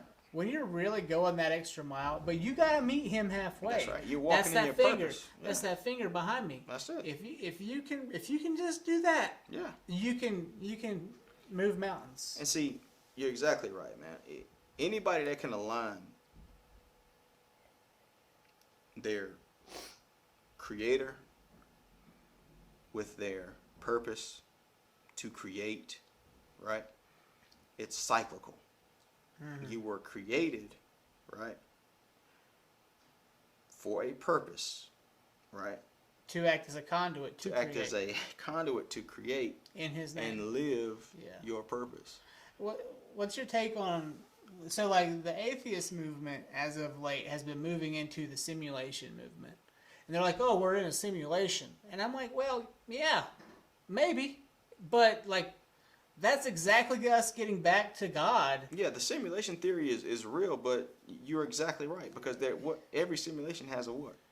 A creator. A programmer. Yeah, and when they say, oh well, and I asked them like, so you believe in a creator? Right. And they're like, yeah, I guess. And I'm like, no one asked you that before. So do we? They're called You know, we live by the same thing that their simulation operates on. They're called commandments. And then I'm like, Commands? what do you think? Do you think your creator's some nerd in a fucking room with a database, with a server, with all of the universe in a server somewhere? Is that what you think God is? And see, you know, Or my secret weapon, you know what I'm saying? I won't reveal my secret weapon, but he and I talk about this type of stuff all the time. your secret weapon is a person, or it's is a it person, man. okay. If anything ever goes down, you know, just like, you know, like, oh man, this guy, you know, he knows A, B, and C. You know, my secret weapon is the person that's kind of like can confirm or deny certain things for me. Like, I think everybody should have one. You know what I'm saying? Like, anybody that's like, you know, knows you well enough, right? How did you find your person? Hey man, it was easy for me. It's easy for me. But he and I talk about these things because as part of your team, like your production team, right? Mm. And like these are the people that you bounce ideas off of. They help you, because like he and I will talk, and we'll be playing around with certain principles and theories, etc. And then it'll all start lining up and making sense, right? Mm-hmm. Because I believe that's part of it too. Because like certain things that you could do in your life, somebody else will confirm it when you're on the way to it. Big Like, time. you see what I'm saying? It's like you told me tomorrow, like, hey, I got to shoot tomorrow in Utah. I'm going to be gone for 2 weeks. I can't figure out how to do this, this, and this. And I say, I'll tell you exactly how you're going to do it. Remember when you went last time, you hooked up with this guy? Well, that guy's not there anymore, but that company's still there. You know what I'm saying? They've got to have somebody. There's a project manager inside that. You see what I mean? Like, just because you can't see through it. I'm like that with one of my partners, Garrick. Right. You know. And so that, you know, make that person kind of like your secret weapon. You know what I'm saying? So that. Or you can have a few too. You can have a few, yeah, but you get what I'm saying, though. It's kind of like, you know, if It's you a have network of people. the network of people that help you digest and flesh out ideas so that you can make, you know, an understanding for the things that you got to do in life. And that logo, I wouldn't have that logo without my friend Savannah. Like, Nice I was logo. bouncing, I didn't even know what to call it. Right. You know, and she's like, just call it the Ridge. And I'm like, light bulb, you got it, girl. Yeah. And I never second guessed it. Right. We were on to the next problem. Exactly. You know, Yeah. so. And see, you know, the way that the world works now is kind of like we're looking for a lot of affirmation, confirmation, acceptance, and we're always looking for kind of like the nod from like social media, from big brands. Sometimes I'll be talking to God in my car, Yeah. and I look in my rear view, and like a tractor trailer will wink at me, like a light. Something like that, like a It's light weird. will go out or something like that. Yeah, it's like Because at that exact moment, isn't that weird? yeah, I mean, you never know. Like, he works in mysterious ways. Yeah. But like, I think a lot of people are so plugged into the system now, right? That they're looking for those cues in the wrong places. They are. Because like, you know, your grandma back in the day, you know, my grandma, God rest her soul. Like, that's who I got all my confirmation. My uncle, my mom, my dad, you know, my brother. You know, I had this nucleus, right? Like a real family. Yeah. People don't really have that anymore because the grandmas are on Instagram. The grandmas are filming them without talking to them at the, you know, Thanksgiving or birthday party. Mm-hmm. You know what I mean? Or, I mean, like, imagine, like, what's a grandma going to look like in 15, 20 years? Like, the family, She's still gonna be hot. she's still going to be hot, right? Yeah. She's probably going to be 35, Maybe. if she's lucky. I don't know. This is the thing. Like, we're Asian in this weird way now. Like, hey, you look young. People say, I feel old. Thank you. I feel old too, Yeah. but people keep telling me they're like, this guy. I was at Bojangles on Mother's Day because it was just me picking up a big old fixin', Yeah. you know. Yeah. And he thought I was out of high school. I'm Right. like, and he was in his 80s, so he had Yeah. a weird perception. Right. But I was like, come on. Yeah. Really? Yeah. I'm Now, 40 there's almost. some beasts out there now in high school that look like grown men, you know. Yeah. But like, you know, if you look at the fabric, it's becoming real synthetic and less organic now. Yeah. You know, the society's fabric is so contrived now. It's a facade, though. But you It's know a how house that of works. cards. You know, any type of facade, anything that's not, you know, built on a foundation, It's gonna subject go. to crumble. You know, it's just, I mean, like, a- what are a we matter gonna of fact. do when Facebook just turns off? you see, or Instagram says no. It's the one that they're like, both gonna go at the same Think time. about what type of income like people are basing their lives off of it. Like they're betting on Facebook Their like in income. Bitcoin. I'm telling you, right? They're basing their lives. They're already living electronically. They don't even realize it. Yeah. Just like let's say that this podcast was what was keeping our, lights on. It etc. could eventually. Eventually it could. I Yeah. hope it does, right? But The only thing is you don't ever buy into a system that someone else can cut off. You get what I'm saying? that's scary. Like that probably would be the Libsyn or one of these podcast places just shuts you down. YouTube shuts down. Who says? I mean, who says that somebody's not going to buy them and change their whole format and change their whole algorithm and say, no, we're not going to pay you $1,000 a month anymore because you got 1 million video views. Never mind. What are you gonna like? Cancel culture. Yeah, what are you gonna do then, right? The thing is that you cash out from it, but you don't continue to buy in, to like other kind of infrastructures that are dependent on that. Like you don't base your infrastructure, where you live, how you eat, the car you drive, on something that someone else That's why I can don't. literally pull the plug. I on. hate. It's different from a job though, or a career though. I hate buying ads on Facebook. Right. I'm like, I'm wasting my fucking money. Even though I know I'm gonna reach 300,000 people, and that video is gonna see 50,000 eyes, right? Okay. But why? Like, and I just At some point, to be honest with you, that's probably one of the only. It's probably one of the only expenses that you have as a business outside of cameras and stuff. But yeah, that will, at some point, you hope, become obsolete. mm-hmm. Right? Because if I keep buying ads, hopefully at some point I won't have to buy ads. Because I only need to accrue like I only need to get there. 100,000 followers, and then I can have enough clout to collect Traffic. on. Yeah. So that I don't have to buy ads anymore. Or you can That's a use good way to that. look at it. Or you could use this principle right here is what I would do. I would buy the ads, right? But then make sure I use that as a driver. Whatever I spent on that ad, if I spent $2,000 on Facebook ads, I'm gonna send a driver to another platform to as soon as they get there, if they subscribe, I'm gonna, there's gonna be some major ROI. If I spend that over here and I get 50,000 views, I'm gonna drive them over here so that I get 4,000 back. This has been the question of the day for the website because we're trying to get subscribers. Right. But no one wants to buy subscriptions, and so we're like, well, we just need to let them in. But then how do we get? I don't want to nickel and dime them, but how do we get $1 off every person who comes to the website? Okay. And that's the rub. It's like, well, what makes one? You have to have renewing content. If you're going to be the Times or you're going to be Wall Street Journal. My question would be, what are you selling though?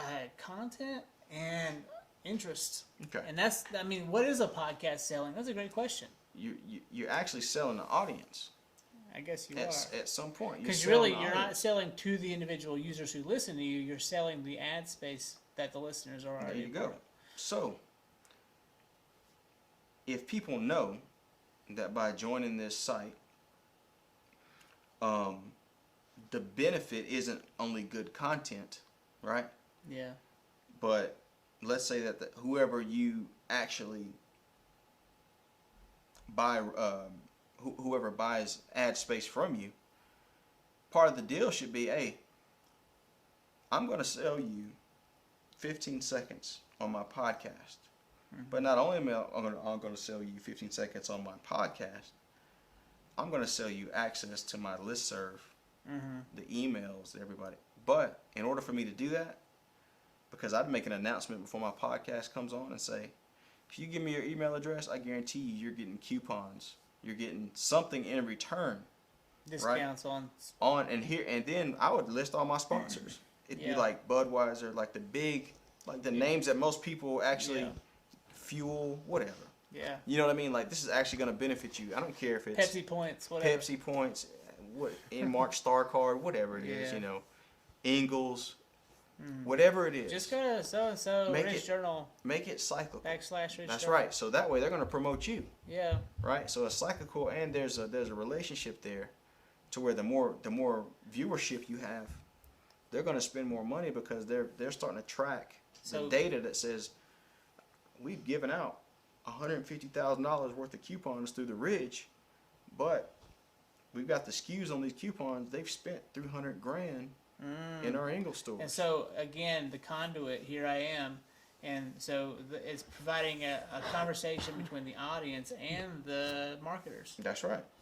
And you basically all you're doing is you're gatekeeping. As long as they're willing to pay the ad space here, Yeah. I'm going to give you access to these folks because Yeah. these folks are coming here listening to the content, but it's mutually beneficial to all three parties. Yeah, You know, and that's just one way to do that.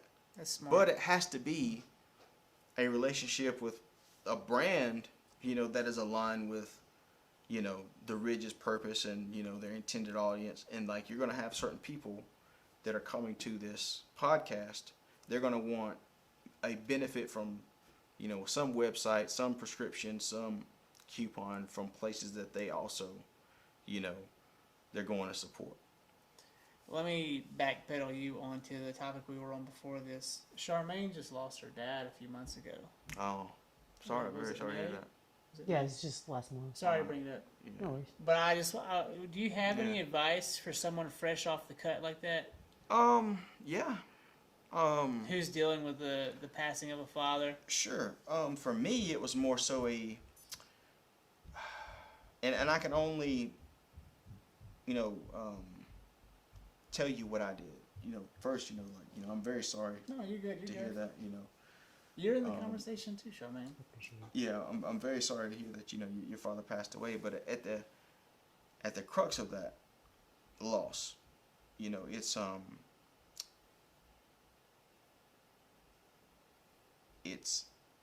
it's easy for me to say because I'm 10 years separated, you know, from, you know, my father's passing. But I spent a lot of time, like, thinking of my memories from the point in which my father died going backwards. You know, like, I didn't start with my childhood. I did the same thing. I started, like, with the most recent memories. And I tried to, like, write down and remember the things that he told me last, Yeah. right? And then, because your childhood memories, you know, they've happened at a point where they're already kind of, you know, that they're in your psyche. Like, you know, they're a part of you, you know. And at the end of the day, the things that your father recently said and did, you know, like, I would go and, like, every once in a while, like, I'd go and, like, I just, like, smell his clothes or, like, smell his hat. It's still And it still smelled just like him, like, to this day. the football. Yeah. Just the smell of the football. Exactly. It didn't have to be his football. Right. And then, like, you know, that helped me cope with it. But then at the same time, like, I actually went and talked to a clinical psychiatrist. You know what I mean? And it was more so just about, like, closure for me, but at the same time, like, what should I be doing? How should I be living my life as far as his best wishes? Because, like, there's a lot of pressure sometimes that comes with that. And there's a lot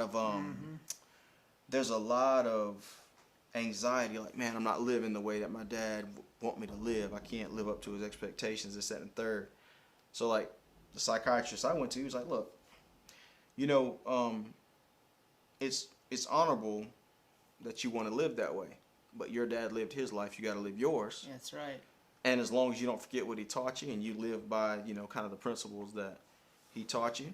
The goal is to supersede. That's right. He's just trying to press you forward, Yeah. just like when I have children one day, I'll press them forward. Yeah. But, and then the psychiatrist always also said, you know, you always have to remember that every parent's dream, you know, is that they never have to bury their kids. And so in a way, it happened in good time. That's good the course. natural process of things, and we don't have any type of control over timing.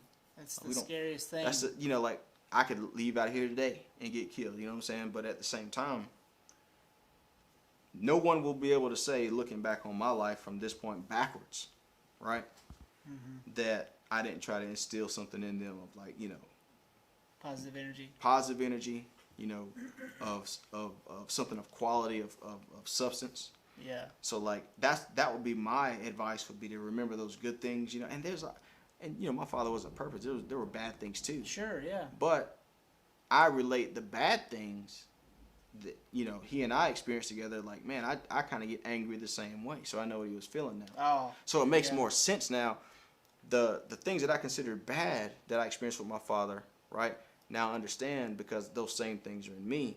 But the good things, right, strongly outweigh the bad. So it's like I've got more good in me than bad, so that gives me a lot of fuel too. So like if you're going to analyze yourself, and I don't really recommend that, but if you're going to analyze yourself, I only make the comparisons for understanding who I am, and don't try to make a comparison like if I should have been more, if he or she should have been more. You know what I mean? Because everybody's got a different measure of whether it's a positive or a negative, right? And there's nothing wrong with aspiring if someone has more of a positive, like, man, I want to be more like, this person because they're always cheerful. There's nothing wrong with that. But you don't beat yourself down because you're not.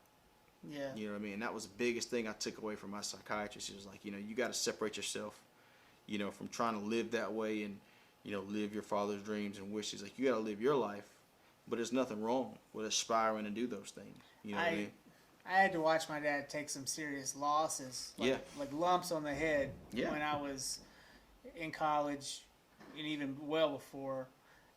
He just wouldn't get a job or like the biggest loss for me was I graduated high school, and then the year after he transfers to my high school to coach football there, right? And so I only got to play with him 1 year, but that's only because I transferred to his high school my junior year. Mm-hmm. And I went back to my old high school for a girl, and it was a mistake, and I didn't play with him the second year. I regret that, but whatever.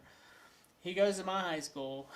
2 years later, the principal tells him he's not a good football coach, and she makes him resign, right? After 35 years of coaching football, he's told in his last, throws as a coach that he's not good at what he does. When I have probably, 300 or even 3,000 men who are grown men now, who are good men because of his coaching. Right. Who would say otherwise. Right, get it. And so it was really hard for me to kind of watch him go the way he did, because right after he retired, he went gray. Wow. You okay, know? yeah.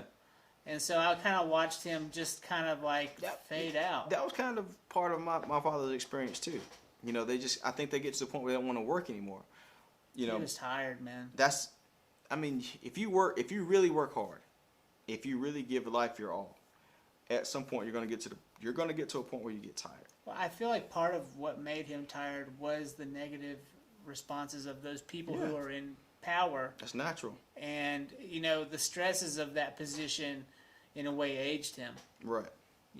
And, later on, that woman came to me and told me that she wishes she had never let my father go. And I'm like, well, he's dead now. What are you going to do about it? Yeah. And she just faded out, I didn't talk to her again. But it was so frustrating for me to see that. And, I worry sometimes that, I'm going to have the same issue, because I'm in a very competitive field. Right. And I could be 63 one day and someone could tell me I suck. And then I'm just going to, give up? I don't know. I hope not. I don't think that, at the end of the day,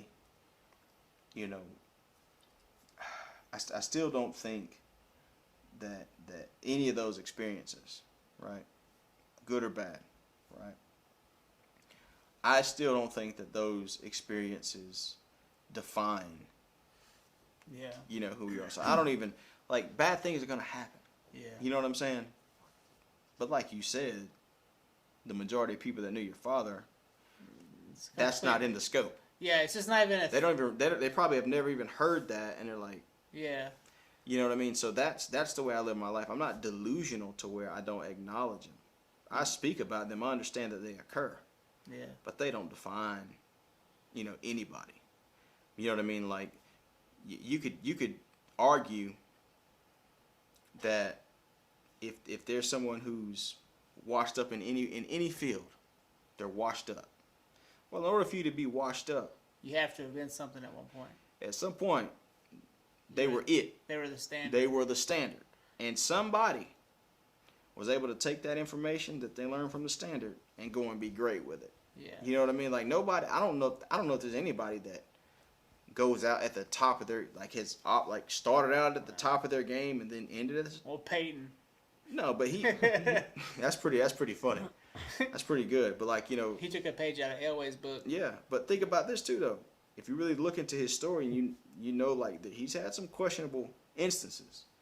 They just didn't define him. Yeah. You know what I mean? Like, and then when he was young, like when he was at UT, right? Yeah. You know what I mean? Like, it was great, you know, for so many years, you know, after, you know, he was there, right? But you could argue, you know what I mean? Like, it was never that great before. It was never that great after. Well, and So, like, the legacy that he left really doesn't. no one support talks that. about those years with the Colts they didn't win or even Right. like That's exactly go to right. the playoffs. Well, they did. They always seemed to go to the playoffs, but it was like one and dones and two and outs and stuff You like see, that. they don't. Those moments don't define you. They think about, you know, Omaha, and they think about the quarterback, you know, the perfect quarterback, and The legacy of the Mannings. the in Mannings, and they got a young one now named Arch Manning who's supposed to be pretty good. We'll see. You know, but that's what I'm saying. That's a good analogy, because their legacy that they left behind, right? Their pinnacle moments is what they taught from. I mean, is it wise? Do you think that people should want to go out on top, or do you think are you the better man if you can just say absolve and defeat and then be done? I don't know if there's a better about it. I think there's more of a, what cycle of the 'Cause lesson if you are love you it, on? you'll play even if you aren't good. Right. Like, you'll keep shooting, you'll keep Right. making films until you feel you're done. Well, like, That's right. Tom Brady just won a championship and he's not retiring. That's right. Because he's not at that specific cycle of a lesson. You get what I'm saying? I mean, he's 42. But think about it. If he never experienced another loss again, It's right? possible. If he never lost another football and he won every Super Bowl, right? 9 now, I think. The Super Bowls that he's lost, right, have taught him that lesson. He's learned how to I lose. mean, he's lost Super Yeah, he's Bowls. lost. Yeah, he's lost them before. If he goes out on top, great. But if he loses another game, it's not like that's going to define. They're still going to look at 6 Super Bowl win Tom Brady. You get what I'm saying? It's like he whatever, you know, crest or trough he goes out on, or anybody, right? People really don't remember, or they don't really talk about as much, you know, your bad days. Do you think? Except crack. Now, crack will put you in. People will be talking about you about how long you was on crack, and you could have been mayor of D.C. Well, I have a friend who passed away. It wasn't crack, but man, he was so good. Like, he was like a personality, Right. and he could have been like sitting right here doing this way better than me. Right. That's a And shame. He couldn't you get know? it. Sorry to hear you that, know? man. And But that's what I'm saying, though. It's like, you know, his whole life he probably was a winner, right? well, I mean, Or he was like, he had a talent. Let's just say he had a talent. he had a talent. He had money. Yeah. He always looked good. Yeah. He had on the jeans. Yeah. You know, and he drove the Xterra and all the things. Yeah, that was the Nissan Xterra. Yeah. That was the one back in the day. Back in 01, 02. The I think. Nissan, that was like, I bet that was probably like a new Wrangler or something. It was now, hot. Yeah, and 4-door. yeah, and you know, he was like I was talking to him, and he was like in his last year of life, and he's like, why do you want to fuck with me, man? Why are you talking to me? I'm like, I've been waiting to fuck with you for fucking 10 years, maybe 15 years, and I've just been waiting for you to kind of get your shit together. Right. And I started explaining the talents he had and all that stuff, and he was kind of blown away by that, but it didn't change him enough to, it inspired him, but at that point, it wasn't enough. Yeah, man. You know, The the combinations, the iterations, and the possibilities that life can take. You know, if someone you can't write this stuff. You can't. You can't write this stuff. You know, I mean, you can write a pretty good script. You know what I mean, or a book, however you want to play, whatever. But the twists and turns that life takes, only the creator can make this stuff happen. Mm-hmm. You know what I mean? Like, there's no way. There's no real Strange, formula. isn't It is, but it's beautiful at the same time. You know what I mean? And I do feel like it's all, part of, the divine math. You know what I mean? And if people can break that down into a program and try to, make sense of it, good for them. Call it a simulation. Yeah, that's fine. Whatever they want to call it, you know what I mean. But the key to that, I think, is who's programming, who's writing the code. It's like go look at the Matrix, right? The person in the Matrix that was at the most peace was the one that knew it all, the Oracle, but she didn't fight against it. And she didn't. Let it be. You know what I'm saying? Like she saw everything coming. To her, it didn't matter. She was in a simulation. It didn't matter because she is. Yeah. Like, she just is. Like, and that's whether the thing. she's in a simulation or she's actually in her human body. This is her role. The fact that they had to go to her. You know what I mean? Like I watched that series like 100 times. I know easily. That is the only film that I've watched probably more than 50 times. You know what I mean? Because it puts a lot of things in perspective. It does play on a lot, doesn't it? Oh yeah, but in the same breath that I say, let it be. But there's certain aspects of your life that you are control of, for sure. I have certain aspects. I have a good friend. I work out with them over at the Ridge Church. When I go to worship, we lift weights at 6 a.m. Monday, Tuesday, Thursday. And she was coming from a place of God's in control. He will protect me no matter what, no question. Which is true. It is true, and I believe that.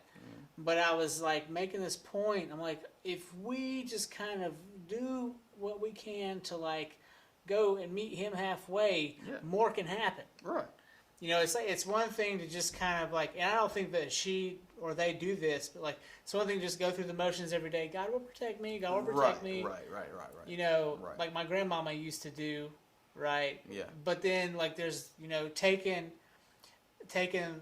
the concept of God's feeding you the work and you're being the saw. Right. That to me is you can do more than is expected of you, and you can reach more people. You can send the message farther. I feel like you can do more if you really give an effort. And I don't know. We never came into a conflict with that, but it was interesting to see their perspective, and then for me to come in and have mine. Right. We didn't really get to the bottom of it, but what do you think? Well, I think a lot of people that live that way, they've probably witnessed a certain level of free will and benefit of living life that way, because they feel like the less control they have over their life, or the less control that they actually apply, the better, right? But you still have to get up in the morning, feed yourself, brush your teeth. There's certain things that you gotta... Like if you let go of your hygiene, God won't protect your Exactly. teeth. He's not gonna come and bathe you. You know what I mean? Like that's not how it works. Yeah. So I'll take that same analogy and say, if you don't work, you don't eat. Yeah. You know what I mean? Like I don't buy into like anyone who thinks that man is gonna fall from heaven in today. I'm not saying that he won't do it. I'm just saying that. But even they had to walk. Even they had to walk and listen and go where he told them to go. Like there was some effort there. So in a nutshell, if that works for that person and everything is just fine, hey, who am I? You know what I mean? Like I can't. But at the end of the day, that's just not how I operate. But some people aren't wired that way. Well, I feel like without thinking about it, they too reach and do more. Right. I mean, they've gone through so many things to build a gym into this church, and that gym has become like the kitchen of the church almost. It's like the heart and soul of that church. Right. And they're recruiting people through the church, through the workouts, and so I mean, and then they're able to do worship, at 6 a.m. and at 6 p.m. and then on Sundays inside the actual the actual church. Right. And then on Wednesdays, and so they have like a whole lot going on over there.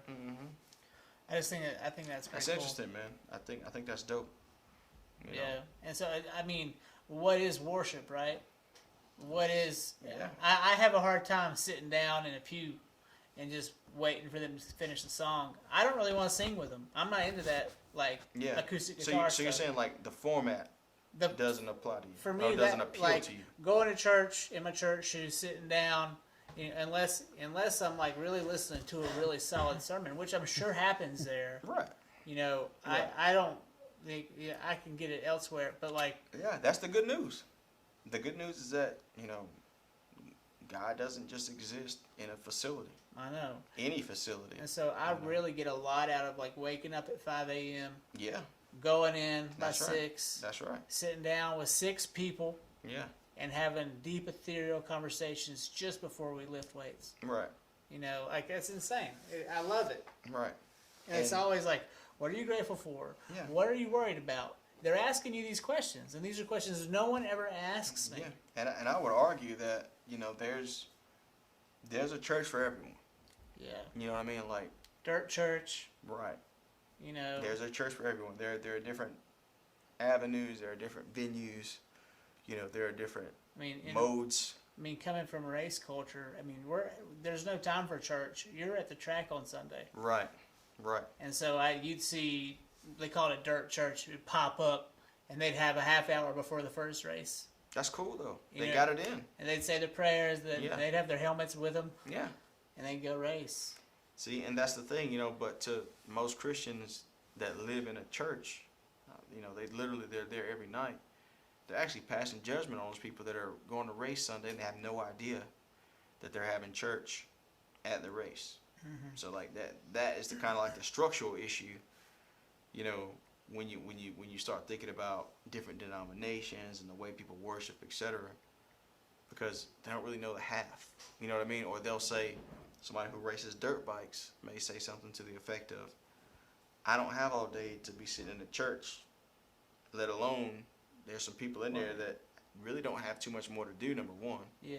Number two is like, they don't have an interest in motorcycles. So it's like, Why would there's they a be there? there's a different application for everyone. Charmaine, did you have anything to add to the previous conversation when we were engaging you? Do you have any questions for him or anything that you might want to say? No, I mean, I deal with it pretty much super easy. It's like what we were talking about earlier. Like, there's a difference when someone is just ripped away from your life, Yeah. and when you know that it's always inevitable. Like, we're all gonna die, but Right. it's different when you know that it's going to happen. So for me, I was just really like hoping for the best and preparing for the worst, which is like what my parents have always taught me. Yeah. And I'm a huge proponent in therapy. yeah. You need to go to therapy. Everyone needs therapy. Even Yeah. before my father passed, like you wouldn't just let your arm break Right. and then go, I'm not going to the doctor because going to the doctor's for bitches. Like, no, you're gonna go fix your arm. You're gonna go to the doctor and let the doctor fix your arm. It's the same with your brain, right? Now, if you go to the doctor and he's chewing dip and spitting sunflower seeds to a cup and stuff, you're gonna choose another doctor, right? And it's the same with therapy. Like, Right. it's okay to break up with your therapist. It's okay to try and find grievance therapy, but then also come back and see that maybe they're not working. You guys don't mesh well together. Have you know? had to do that? Absolutely. Yeah. I said that, and my friend wrote it up in one of her zines, because I say that all the time. Like, it's okay to break up with your therapist. You know what I Yeah. mean? Like, if you go to a doctor and they're like, you have brain cancer, and you're like, I came in here for a migraine. Like, Yeah. I came in here because I have hay fever, and you're telling me that I have brain cancer. Like, you're gonna get another opinion. You're not gonna go, Yeah. I guess this is it, and just like sit on the floor and die. You Right. know? So I feel that that's very similar,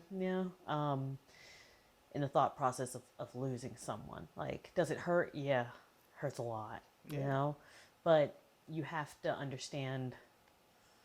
You don't even have to understand the grievance process, but you have to allow it to happen, And one way of allowing that to happen is going to talk to someone who is specialized in this particular area, and right. that can last a lifetime.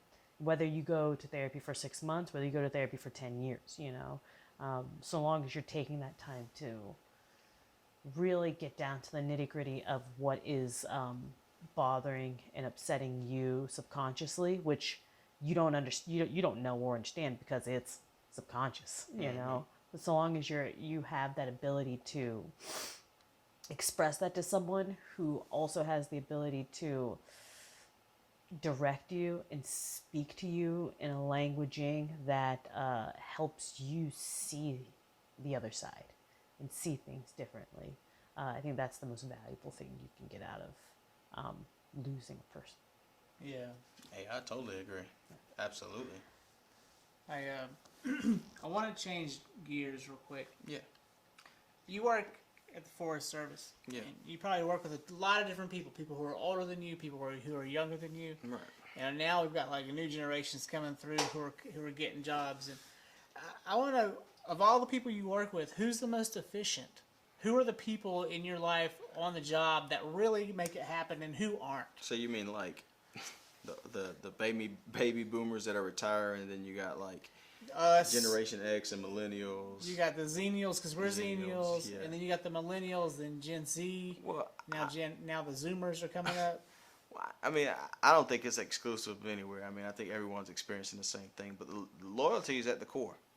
I know, right? You know, and we talk about this all the time, you know, because retention, you know, in any field is tough. I think we're headed for a disaster in regards to, you know, the ability to move around, you know, is great to be able to do so, right? But at some point, you got to realize the grass isn't always greener on the other side, and you know you got to take root somewhere. Unless you're just, you know, you just plan to, you know, move around. Unless that's your thing. So people come in, it might be there 6 months, and then they find a new job, they're out. Exactly. And so you can't keep them. You can't even train them because they're not even there too long. Exactly. You know, and you know, I believe, you know, any, you know, career path that you take. I mean, nowadays I think there's so much available information, right? If you're not there at least 3 years, you know, I kind of find it difficult to determine you know, proficient unless you're just like a savant, you know, unless you like you literally have other companies that are like trying to pull you away because you're that good. In that case, Sure. move along, move up. Yeah. If you have a hard time, you know, catching, you know, processes, and you know you can't follow, you know, pretty simple directions, or have the Open a PDF or right, like you can't, you know, problem solve, you know, through a wet paper bag. I mean, I would not tell you to stay at a job that you don't enjoy, or you're not good Sure, at. yeah. However, sometimes you need to stay put, you know, just to make sure that you understand the principles before moving on. You don't have to be good at the position, right? Like sales, right? Sales is a dying field. It's hard. It's hard. That's why people don't like to do it. If you don't have the natural ability, you know, to find common ground, to get at the core of a need, to negotiate, to upsell, but you know how all these things work, move on. That's just one example. You know what I mean? You got people out there in fields that are, you know, expanding and doing great things, but they're kind of like moving up, and they're kind of in the way a little bit of the people that, in my opinion, you know, should be, you know, leading in those industries. Just because, you know, they went to school for it, they understand the principles. Maybe they can apply it a little bit, but they're not dynamic in it. They can't evolve it. They can't push that field forward. They're not. And there's a place for those types of folks, right? But the thing that I would say, the sticking point and the point of tension for a lot of companies that right now is that you have people who are super incompetent in the position above people who are super competent. So I've they're seen on it too. two different You see it spectrums. in the town. You see it in the town leaderships. That's right. And That's especially in the small towns. That's right. And probably in Asheville, I assume. Right. You have people that need to move on, but they, you know, the cloud of the position, the fact that, so, you know, they've never held a leadership position before, or they've never been called upon in school, but now they're popular, whatever, is at the core. They want to hold on to that position just for the sake of that position, but don't want to do good in that field, or don't want to press I that field found that forward. I found that working with the chambers all over the country. Right. Okay, the first thing I would do when I'd pop into a new town, because I floated around a lot, Right. was I'd immediately connect with the chamber. Right. And the first thing they do is they act like a nonprofit. They take. They ask you for more and more attention and more this, because they're going to promise you that they're going to connect you with other businesses who need your help, and they never do. Mm-hmm. And then they sit lazily in their, you can call it whatever, but they're up here on this little pedestal, and they're just taking advantage of the small businesses who come to them looking for connection. Right. And they're like, well, for $200, you can give us $200, and then we'll promote your company. But they never do. Mm-hmm. And then many of them actually outsource out of the town that they're in for media services, bringing someone in from Chicago or whatever to do the media work, all while there's like 16 media workers in the town. Yeah. I mean, It doesn't make any sense. well, it makes perfect sense if you're looking at it from a standpoint of the chamber. And I'll tell you why they do that. Because most people in the field or in a control position, right? They like to pay someone, across town or across the country to come do work, because they're afraid that the person that they're, going to get to do the work locally Won't know how to do it. not only that, won't know how to do it, or someone else will give them blowback and say, well, I'm here too. Yeah. Well, my nephew does videos.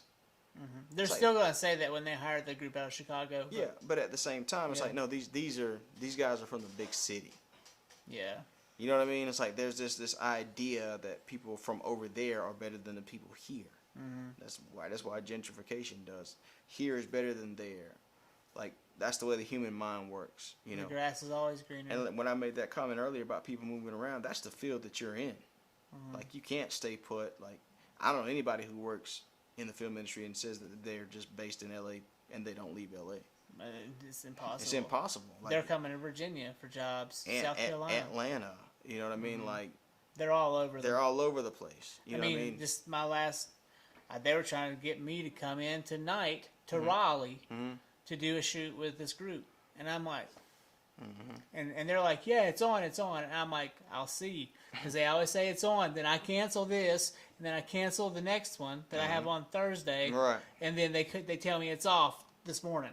Right. And so I didn't do anything because I've learned the hard way. Guess what? They canceled. Yeah, that's right. And so it's like, come on. But see, that's the thing. The loyalty is based upon the inconsistency now with companies.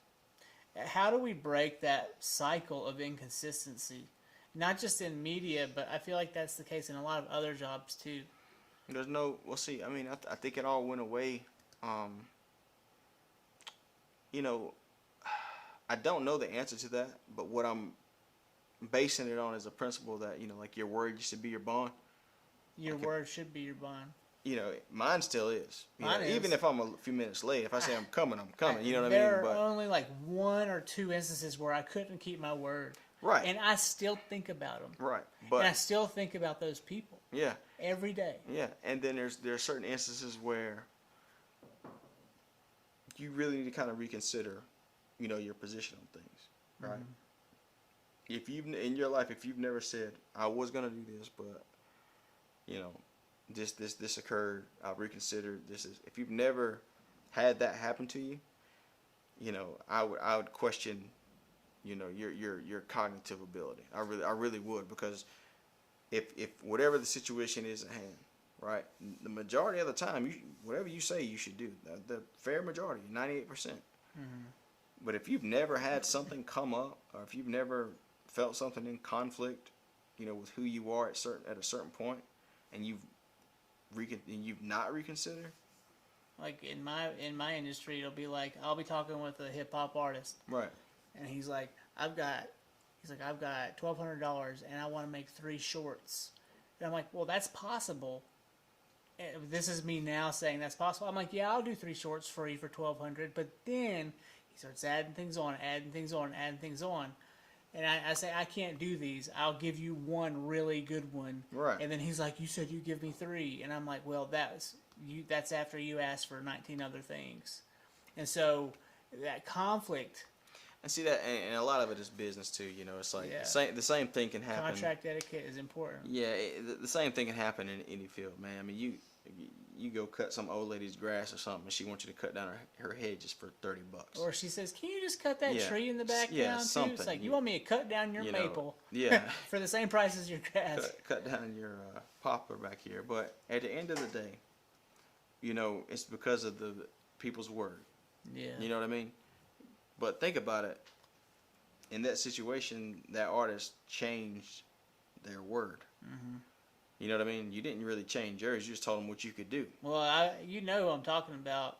I mean, that happened a few years ago here in Nashville, and he went on and stole all my media. Oh yeah. That's I remember after telling I me told about him that, no. yeah. Like Yeah. he went ahead and he jacked the content off of my Vimeo page and everything, Wow. and I just let him go. Mhm. It wasn't worth it.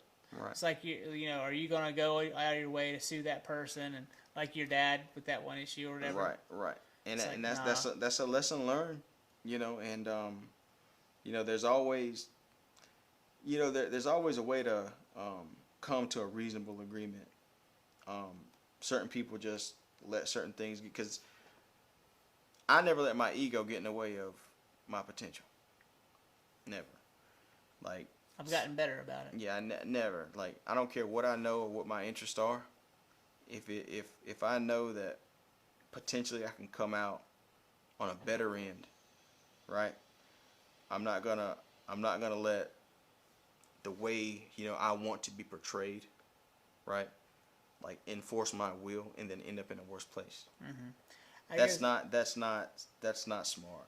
I get so frustrated in this field because you'll get caught in a trap where all the jobs are so low paying.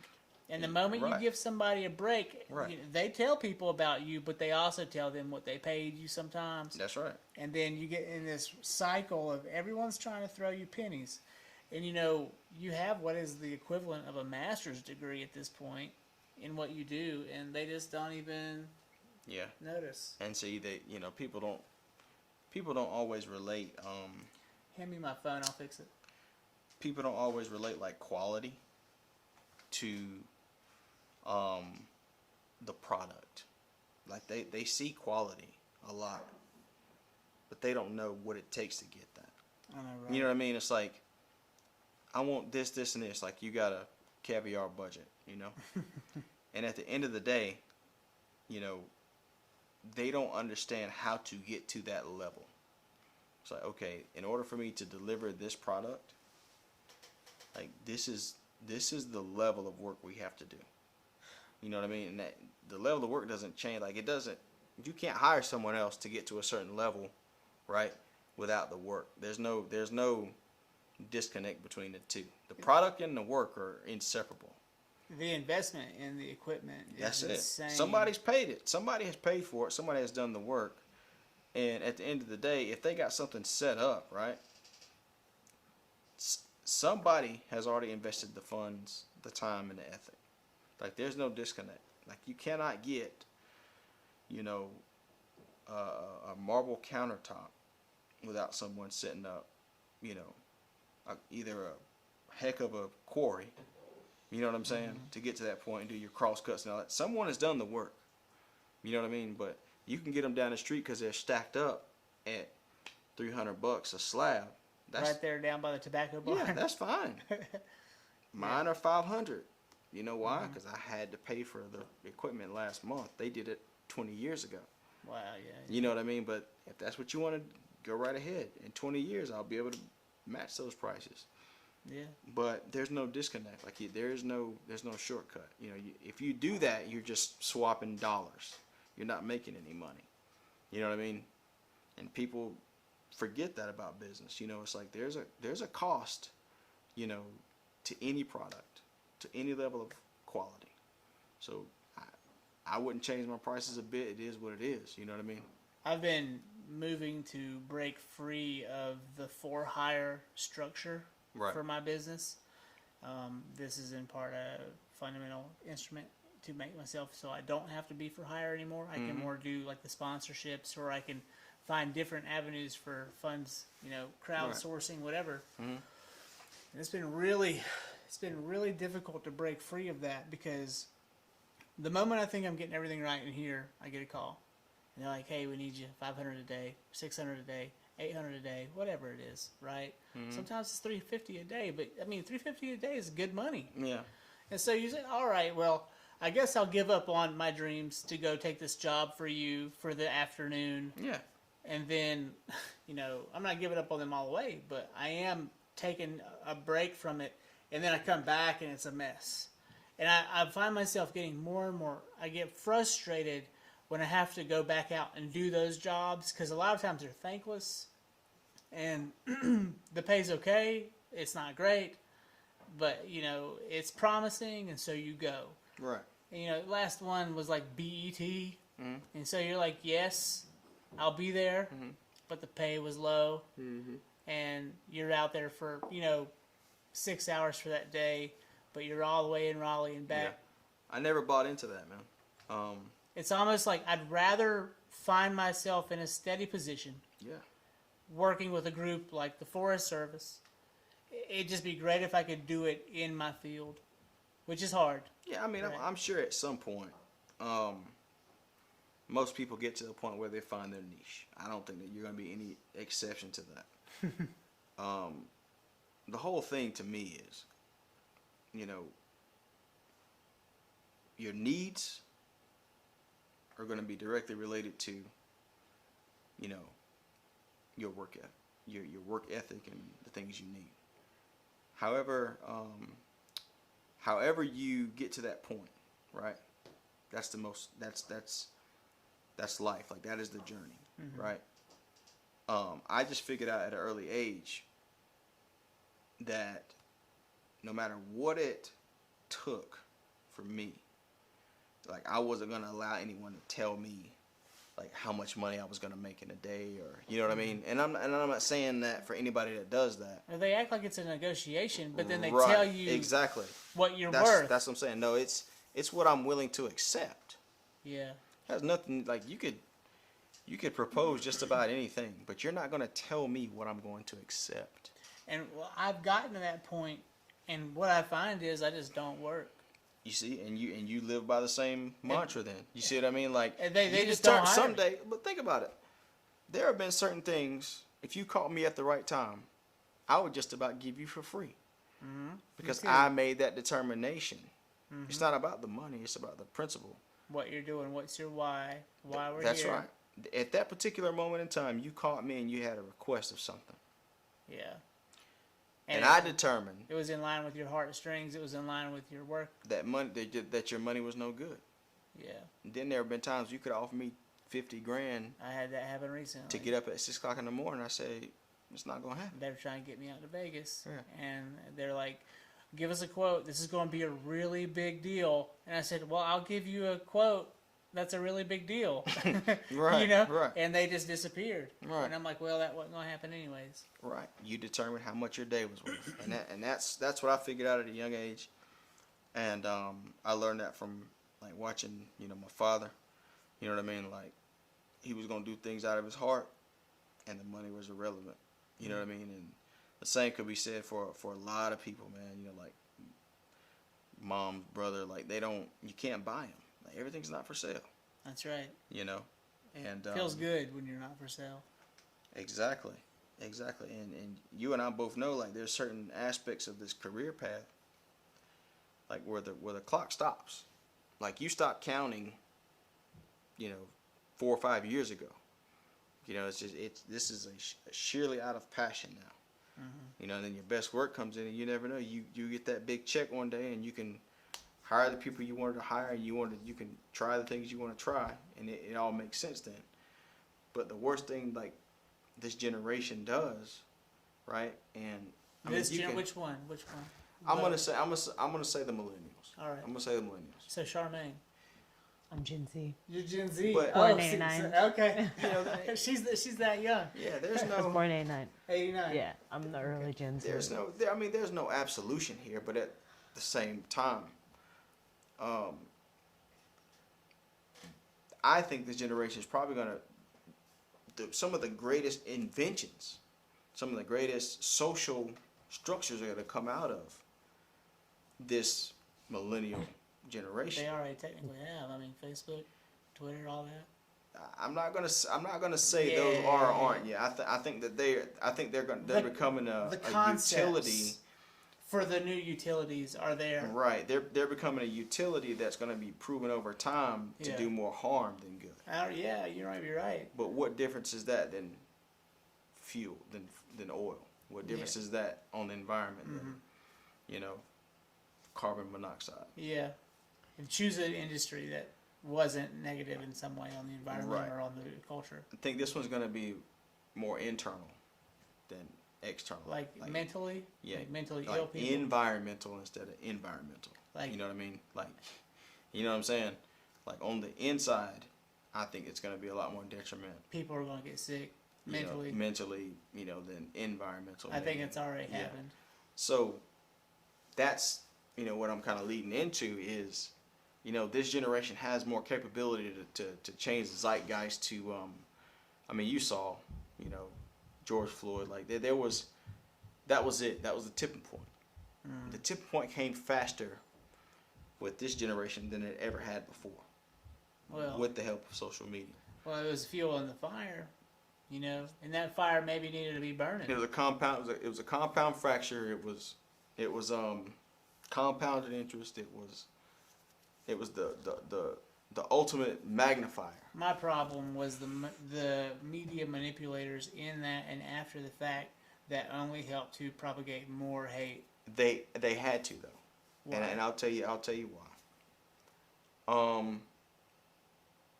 Probably the most profitable industry, right?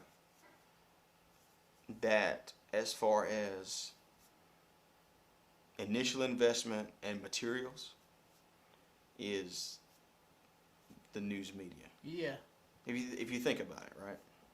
If you can. If I have a good news. enough writer, if you can call them news, if I have a good enough writer, if I have a good enough camera angle, how long, if I have this many outlets, all this stuff has been, put in place a long time ago. And I'm not saying it doesn't matter that it costs billions of dollars. What I'm saying is the initial investment, like the actual product that you put in this side of the box and what comes out the other side of the box. Mm-hmm. You can't stop the media. So they saw what was happening, right? And they saw they got beat to the punch. Because every one of those people out there were CNN, Fox, CNN, not CNN, but CNBC. Mm-hmm. Each one of those individuals had that same potential right there in their hand because they were connected to the network. Mm-hmm. Okay? So they had to perpetuate it. They had to put it on cycle more so because it's media share. You know what I mean? Like, each individual, they got how many followers? If they don't and they move on to a different story, they're losing. So they have to keep it on for like a week or even 10 days to magnify it even more because they know who their competition. They're doing it with that iPad right there. Yeah, I am CNN. Mm-hmm. I am Fox News. I am CBS. The Asian girl or guy who filmed George Floyd's death didn't get paid a penny for that footage, and all of those news outlets ran. Well, I don't know if she should have actually gotten paid from that. Yeah, but how much money did they make? I get what you're saying though, as far as like she put her phone up, posted it on Twitter or something, and then next thing you know, it's wildfire across all the. Yeah, I get what you're saying.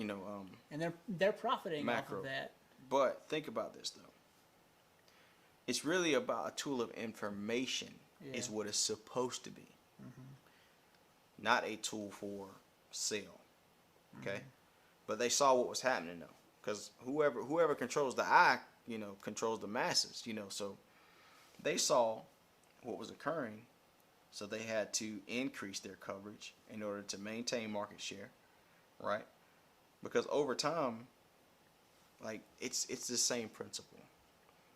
You know what I mean? Like it's about market share and exposing, whatever the light is shining on, right?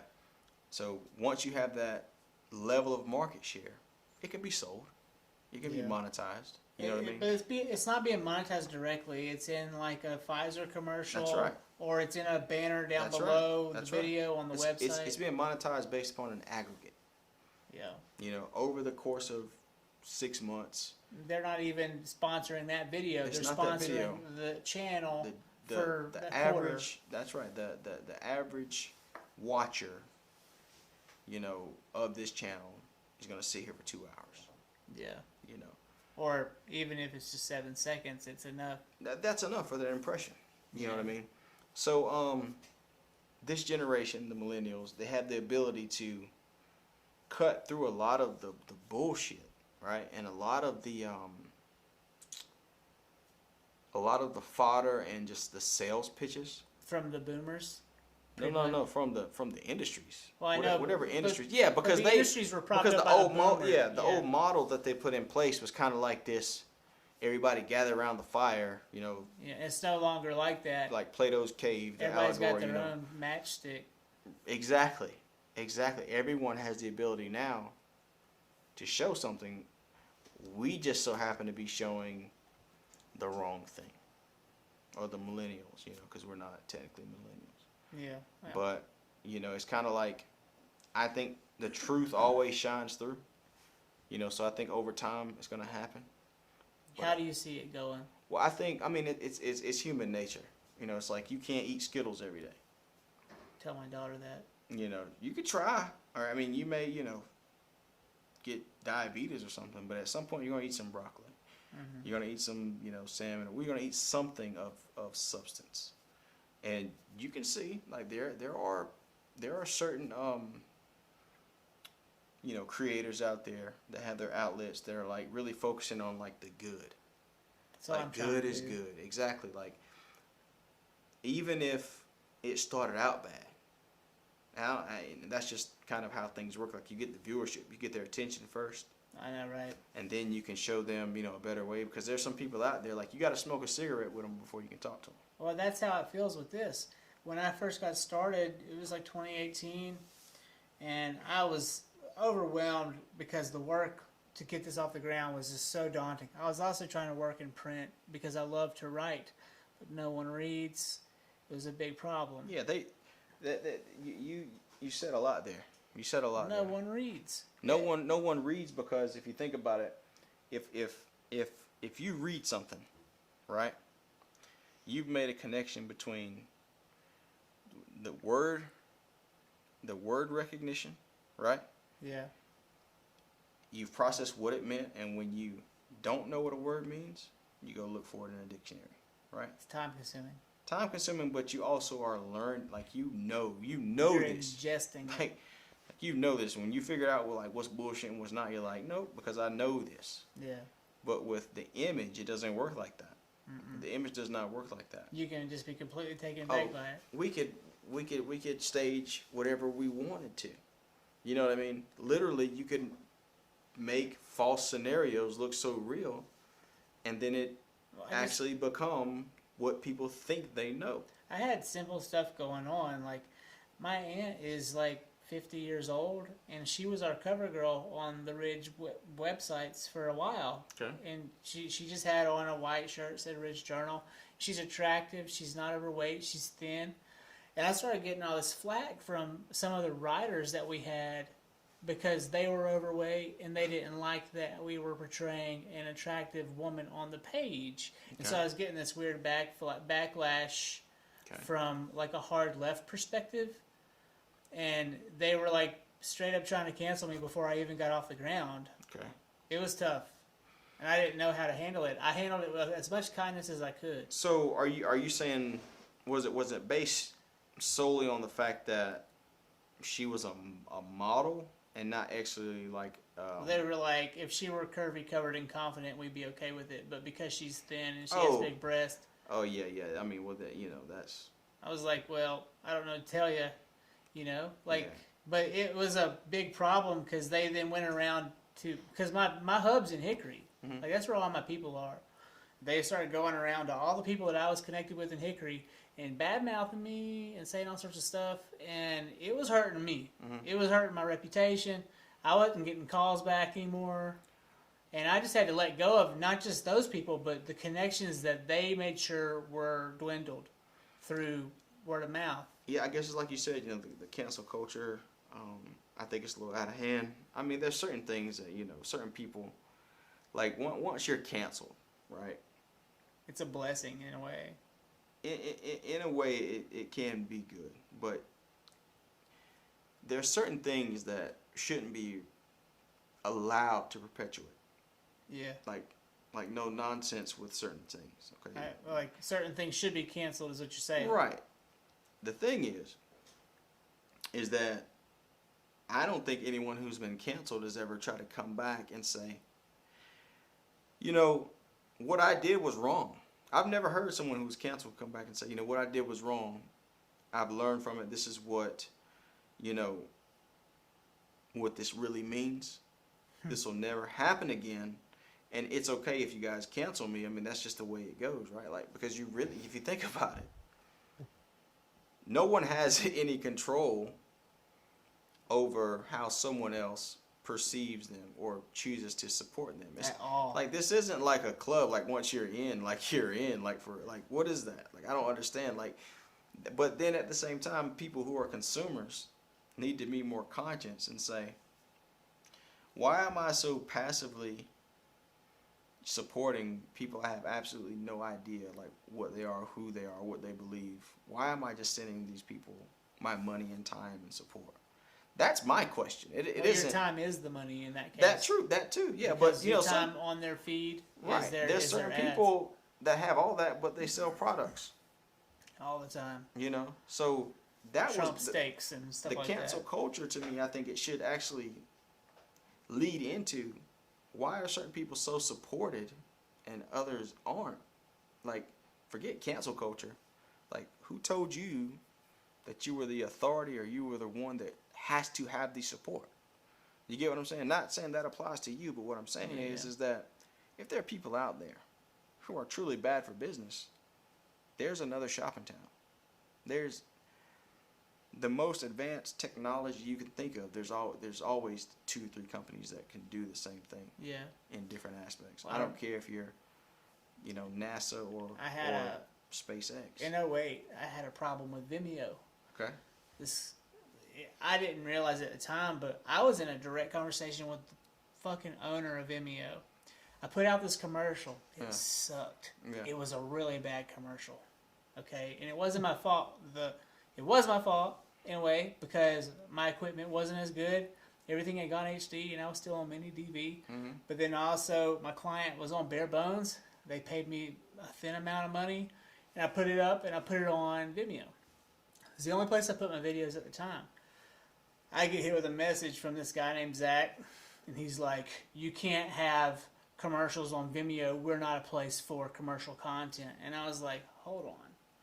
And I just went and started searching for commercials on Vimeo. Verizon had commercials on Vimeo. Pepsi had commercials on Vimeo. There were a lot of commercials on Vimeo. So I started sending him all the links. And he was like, if you don't stop responding to me, we're just going to cancel your account and you won't have a Vimeo account anymore. And I was like, hold on. If you cancel me, you're going to ruin me. Mm-hmm. I was 26. Mm-hmm. I didn't have, that's where I'd put my entire library. Right. And so at that point it was like 230 videos, but that's a lot of videos. Yeah, that's a lot of videos. And they were just going to take my whole account down because I put a commercial on my page. And I was like, this is stupid. You're just picking on me. And I was like, if you do this, you're going to completely ruin me for life. Mm-hmm. Meaning I'm not going to come back to you ever again and be a part of your channel. Right. I'll take all my content to YouTube and I'll be with them until they cancel me too. Right. Right. And that's the thing. Like, why are you supporting Vimeo? You see, and that's the question. I'm not anymore. That's right. You see, I think Vimeo's obsolete. They are obsolete, but they were acting like cocksuckers in 2008. And that's I think that's the beautiful thing about how this works. The tables can always be turned, right? But at the end of the day, nobody has garnered that much, appeal to where you have to support them. Nobody. Well, there's no monopoly there. No. But what about the monopolies that are in place that are being propped up as oligopolies? Like there's just a few of them. So you've got like Amazon, and you've got Verizon, and yeah, there are other options, but to what cost to you? Like It should be relative to what it is you're trying to get out on the other side. You know what I mean? Like, I never put myself in a position to where if I know the best possible outcome, right, is based upon an initial input that I'm not really, acceptable with, like, doing that, not gonna happen. You know what I mean? Unless it's an unknown and like the upside is like just incredible. You know what I mean? But if I know it can't actually render a positive for me, unless it's just like out of the goodness of my heart for somebody else, sure. But for me, no. Like this has to be the springboard. You know what I mean? Like if I'm gonna put my time and effort into something, you know what I mean? It's like I'm not gonna argue with that thing. You know what I mean? what about the gray areas where you just don't know if it's going to work or not? Go all in. That's what I'm talking about. If you don't know. Yeah. But if you know that it's apparent that if I do this, the downside is really low. Yeah. Well, this whole thing felt like the Field of Dreams. It was like whispered in my ear. But the upside is unmeasurable. I know. That's why Even you if go all in. But see, the richness that comes from just the conversation with you, I wanted to get you in for just talk. I just wanted to hang out with you for a long time. Yeah, man. But my schedule, man, like I'm telling you, man. Like when I go back, I gotta go back to work tonight. But how rare is it to sit down with someone for 2 hours and talk? Like unless it's your family and you're around. Yeah, that's different. Yeah, that's what I'm saying. Like you should really have those people. And they doesn't have to be interpersonal. Like flesh your ideas out. That's what I was talking about earlier. Yeah. You know what I mean? Like have those people that you can bounce the ideas off of, right? And then make sure you have a diverse group of friends.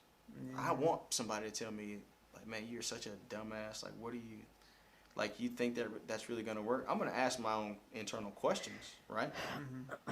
But I stick to my guns, and I'm gonna say, I do think it's gonna work. I'm gonna try it. If it doesn't, I'll figure it out until it does work. You showed me where you've done it and it didn't work. Oh yeah. Because you know what's gonna happen then. If you show me what you did and it didn't work, I'm going to learn from that. Even if you didn't have to go through it yourself. That's right. You save yourself the pain. Because I've got a diverse group of friends, from all different walks of life. Yeah. Right? That's where it comes from. You know what I mean? Like, they've tried it from different angles. So sometimes it isn't the lock, it's the combination. You know what I mean? Like, you had everything in play, but you just didn't do it in the morning. You know what I mean? So that's why, when you put your teams together, your secret weapons. And that's just a terminology that I use. They don't have to be a secret. It's just your core. Well, you can see, like, through the conversation with me just now, like, sometimes I've formed a team and realized I had a few cancer cells on my team. Yeah. And they were making sure, like, while they were, like, yes, people to me face to face, they were going around behind my back. Right. And so you have to, like, weed them out. Right. And what do they call that? Separate the wheat from the chaff. That's kinda? right. That's and right. And when you do that, you're smaller. Yeah, but it grows up together. Yeah, you're and a lot they'll weed themselves out. And they did. They literally were like, I can't be a part of this anymore. And I was like, okay. Yeah, because the wind is what does the separating. And that's, we can talk all night about this stuff, but like the thing that I've been able to do over my life, and what I think is the key to my success, right? By and large, has been number one. I do a lot of, feeling of energy, right? I allow myself to listen to, how things feel. Would you consider yourself an empath in a way? Or is that too? Yeah. Is that? Yeah, I actually would. I mean, we're in Nashville, so that's kind of a thing.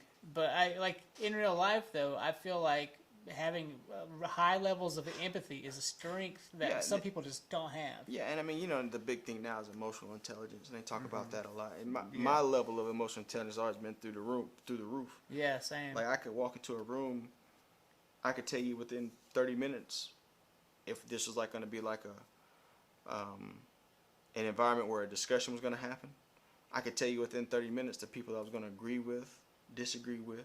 If The even people 30 that- minutes, I mean, you Yeah. can know. I mean, just from listening though, like, cause Yeah. I'm not going to interject my energy into a room other than this situation because that's what I was brought here to do. Right, right. So I was tuning that coming over here. No, but I'll like walk into a room and I'll just like make eye contact with somebody and I'll know right away whether they're a good person or a bad person sometimes. That's the key. Like they'll you give can me do like that- a cut Yeah. and I'm like, Yeah.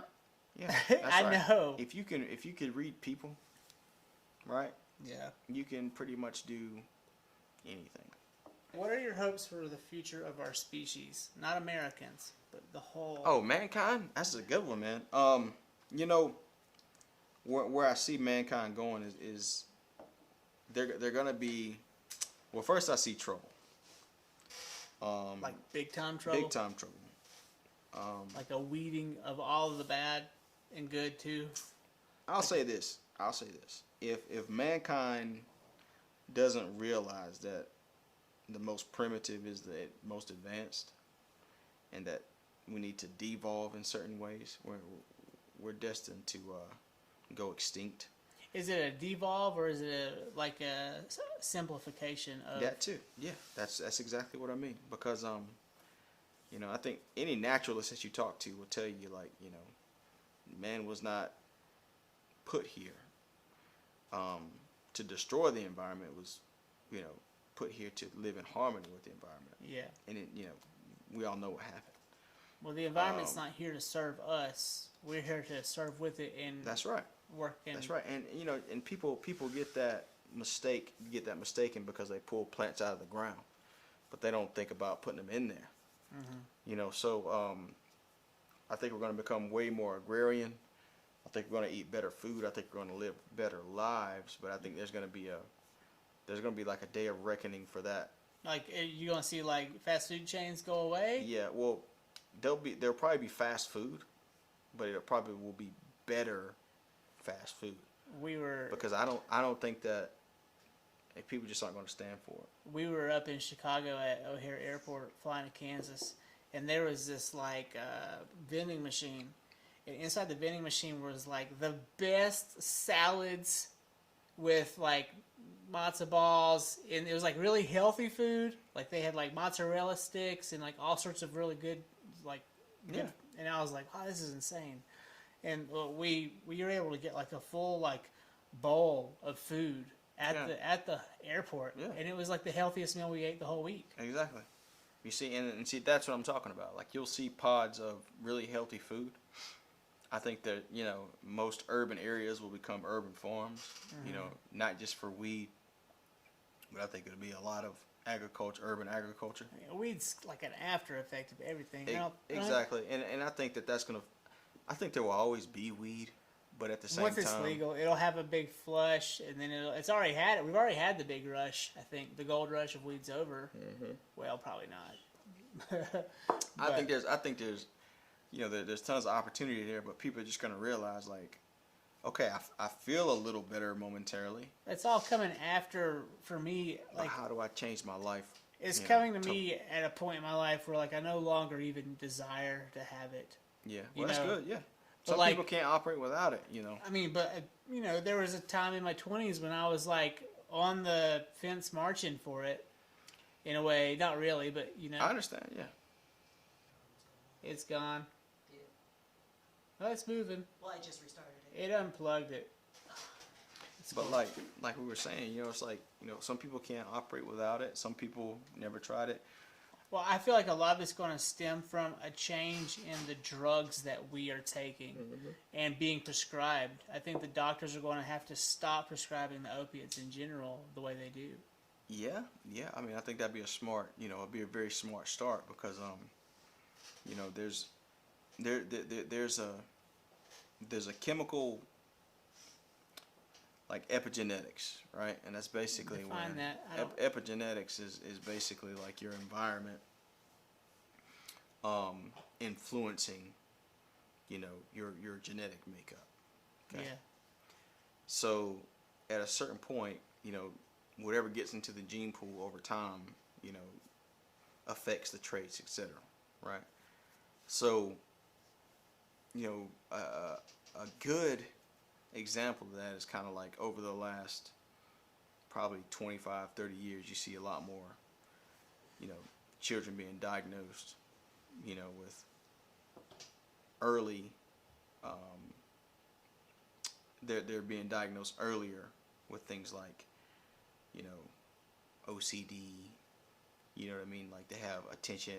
I thought you were going to go with deficit like peanut disorders. allergies and stuff like that. Oh no, that's another thing. We can talk about that too. But Well, you go with where you're going. All of those things are, you know, external, based upon external influences. But you know, the reason why you have allergies is because your body actually attacks itself because it thinks that there's a foreign, you know, substance, and that's where you have the reaction. It's trying to get it out.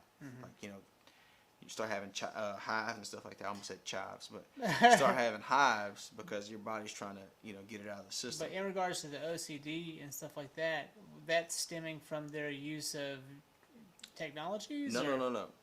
Well, possibly. I'm not gonna say. I'm not. In I'm part. not. Right. I'm not gonna say that. There's no effect there, but it's probably not. It's not that child's, you know, gene set that caused it. It's yes and no. The genetic makeup of the mother and father, you know, maybe there was a trait somewhere, you know, in the past. But where do traits come from? Are they stemmed from stress in a person's life? It could be stress. It could be Like external and internal factors. Like, you know, like in environments where you have people that have anxiety, right? Well, like let's take depression. So what I see in certain members of my family is depression is coming down from the grandmother's line. Okay. And we saw it in that person, and then Right. we don't know farther back because that's as far back as we can see. Well, like a lot of neuroscience, right? Will it basically is about experiences that will affect your brain patterns. You know, like the receptors in your brain and Serotonin levels. serotonin levels, or a lack thereof. Yeah. You know, and then someone else may have a similar makeup. Those folks get together, and that child gets those genes. But what I'm getting at is, I think that's going to reach a certain point where science and medicine are going to, you know, try to actually, you know, address that. Say, you know, we've put too many bad meds out here. We need to figure out something that's like going to bring it back to a neutral state. I think it's going to be like 9% of the medications we're using now will no longer be worked. Like they'll stop using. Right. I I get what you're saying. Yeah, like almost all the opiates will be repurposed or not used at all anymore, and like we talk a lot about the psychedelic medicines that are coming to the table now, and how they're treating depression in a much different way than the opiates ever could, you know, and that's a whole other bag of work. It's just new medicine, new science. You know what I mean? It's a new technology that's ancient, old as well, and. So you like ayahuasca? Is that what you're talking about? Sure, but I mean, the ayahuascas and stuff, in my opinion, are for people who are like really on the end of the stick, you know. But for the daily self-care, someone who's just trying to find perspective may just need to microdose some psilocybin, or just find a way to go for long walks with a friend. That's what I'm getting at. Like, so, that is much right. better therapy. Holistic and, you know, more natural approaches to living life. But the sad thing is that evolution of man is going this way. Evolution of society is going this way. So in the next 20 years, I think the majority of people are going to live in cities. Wow. So think about that. You know, you've got compressed or Do we dense, have to, dense though, population. Well, that's where the resources are going to be. I mean, in a Zoom type environment where we don't need to be in the city anymore. Technically, no, you don't. But what I'm saying is that we'll think about how the stress is on just basic infrastructure, right? Mm-hmm. Like you're not gonna have I-26. Right. You're not gonna have the ability to truck out or truck in, right? Millions of pounds of, you know, food and water and all that stuff in my opinion, the reason why these cities are getting so big is because they're trying to get people dense, because they know that they're going to have to start, like cutting back on, like these outpost kind of models of society.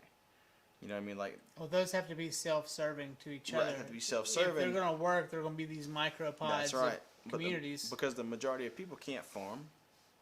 They don't know how to make their own.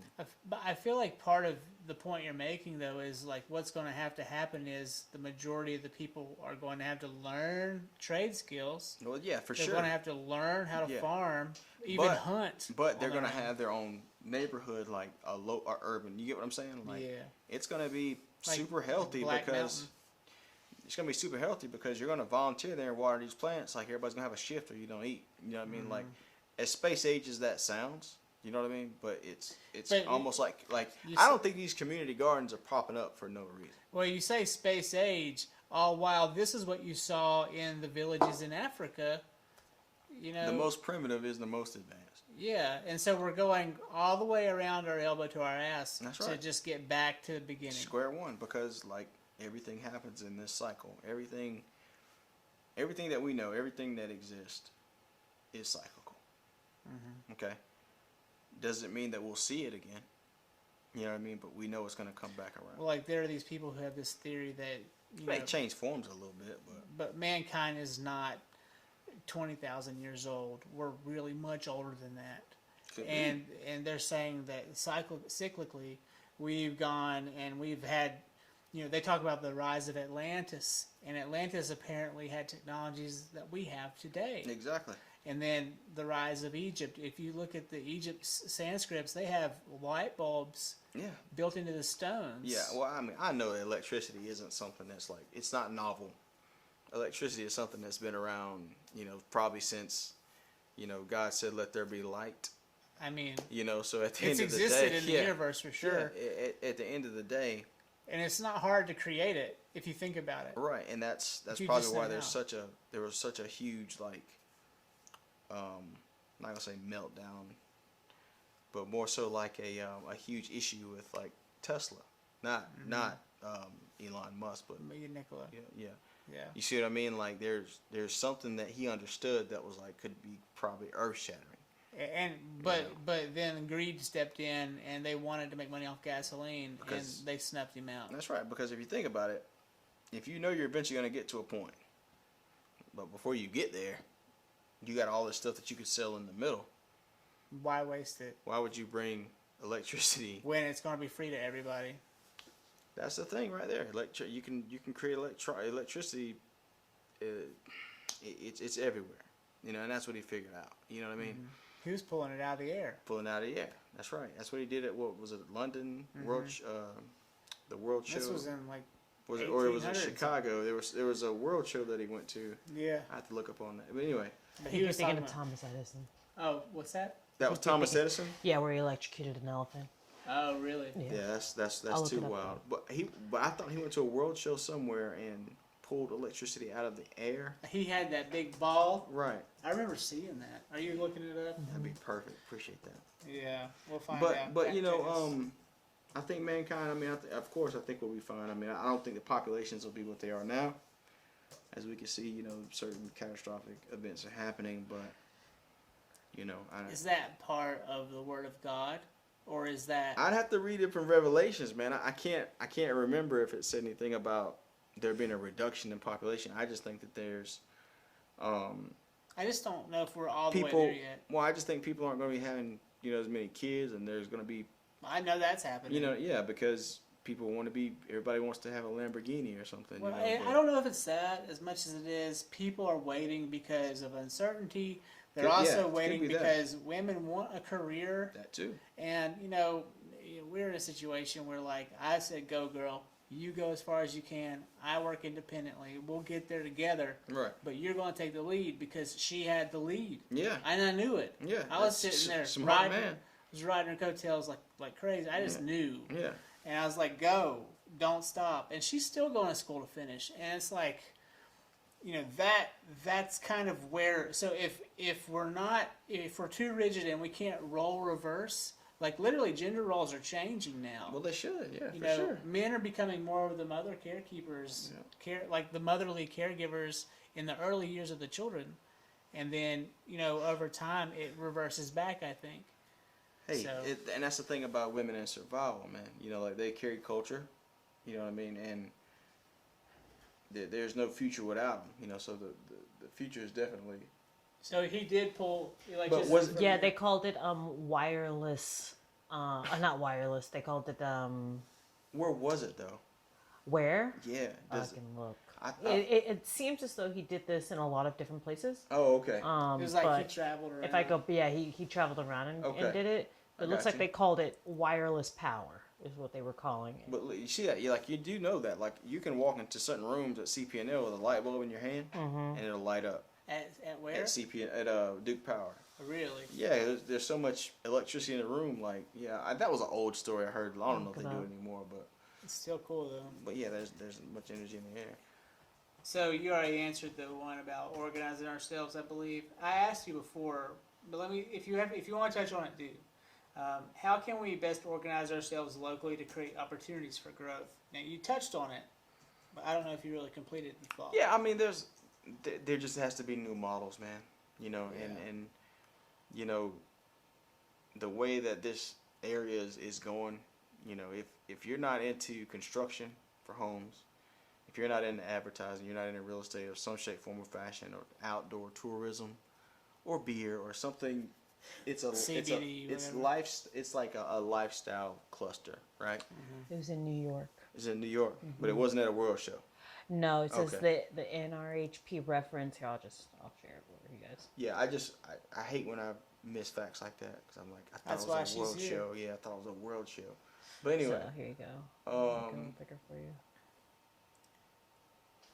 He was an early experimental wireless transmission station. designed that's what it was. to. He had to almost like beg people for money to build this thing because this was after Thomas Edison got the contract. Well, you see those all around now. Because Thomas Edison made AC. AC current, instead of and DC. he made DC. And DC is more reliable than AC. right, and Huh. AC is actually I think more dangerous. Way more dangerous. And it'll like Yeah, that's Thomas Edison Yeah. killed an elephant. with yeah, it. exactly. That's right. So it's How about that? it's important that we take a look at the local economics, man. And I'll be honest with you, man. If it isn't trade oriented, if it's not like you building something, there's always going to be opportunities for little offshoots, etc. But I think the local economy will be better served if they really start pushing trades like electricity, plumber, I mean, welding. I mean, even this is technically a trade. Exactly. And I feel like I wasted my money in college. Oh yeah, for sure. Yeah, that was. But I 8,000 didn't go a to. semester, man. Yeah, I always knew though when I was going to college it wasn't for money. Yeah. It was for education. Yeah. Like if I wanted to make money, like even back then I was like I'll go drive a truck. Go into roofing. Or or Become start a plumber. or become a plumber or a brick mason like my grandfather or something like that. But like I always knew that I was like this isn't about money. This is about being educated. And if you think about it now, I don't want to get into this tangent, but I'm not going to tell everybody to go get a trade. Not because of critical mass, but because there's some people out there that need educating. I want you to think about this now. Imagine there's some people up in some of these places in Western North Carolina that I'm not saying they need to be brought out of them.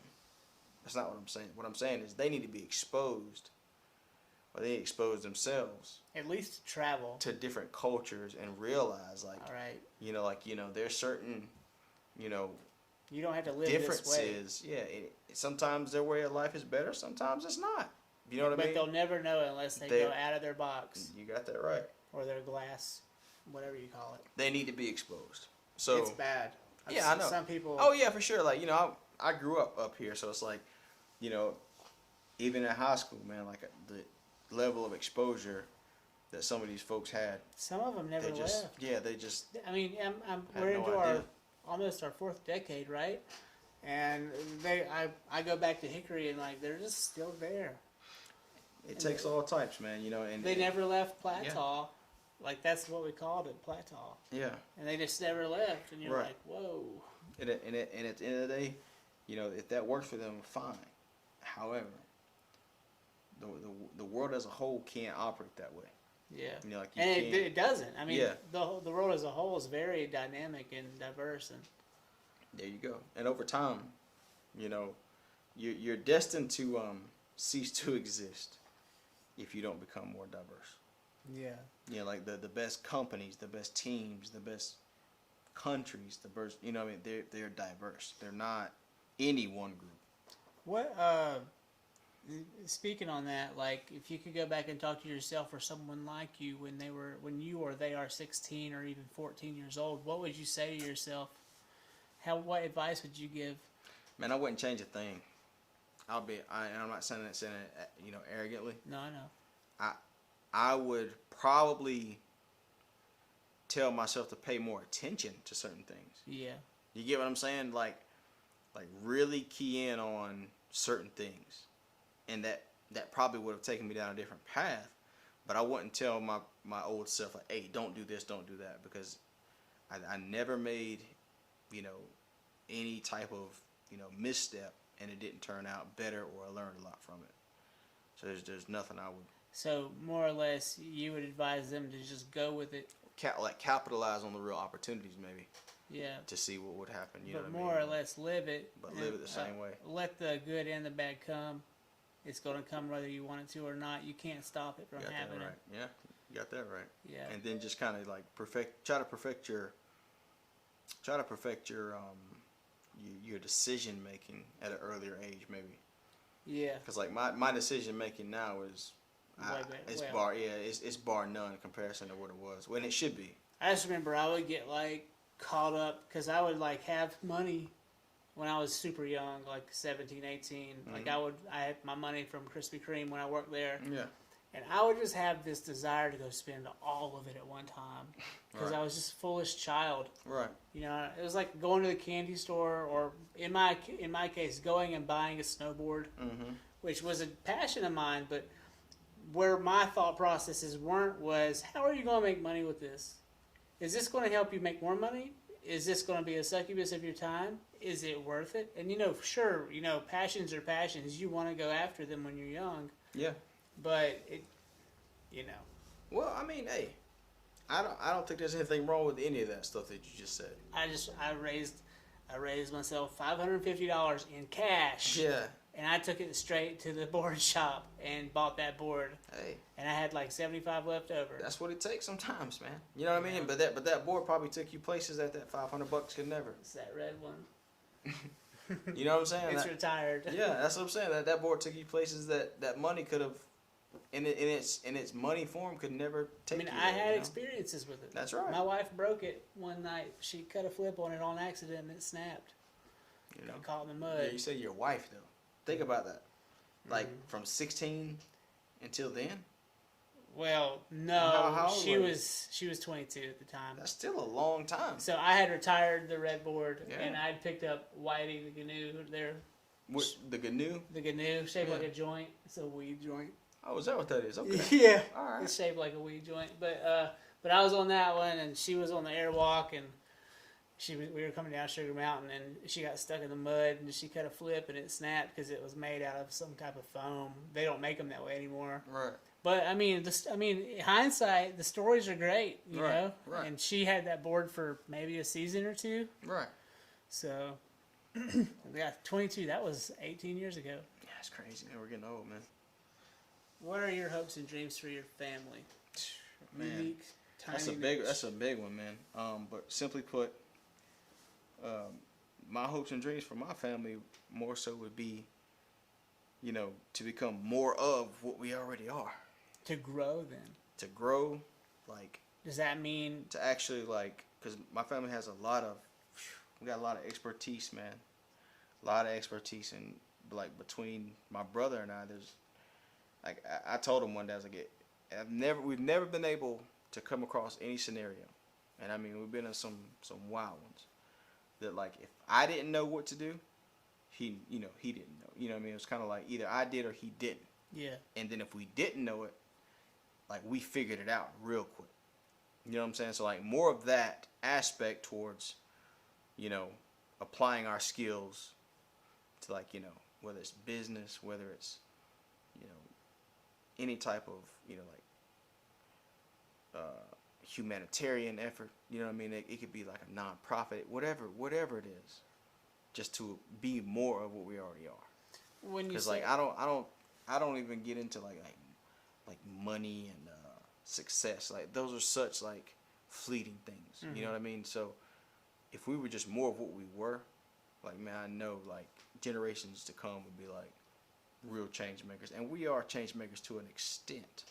You know what I mean? Like I know for a fact my brother and I have, you know, we've done a lot more for other people than, you know, people have done for us. Sure, and that, yeah. but that we wouldn't have it any other way. yeah, You know what I mean? So it's not like thank God that we were never, you know, dependent on anybody.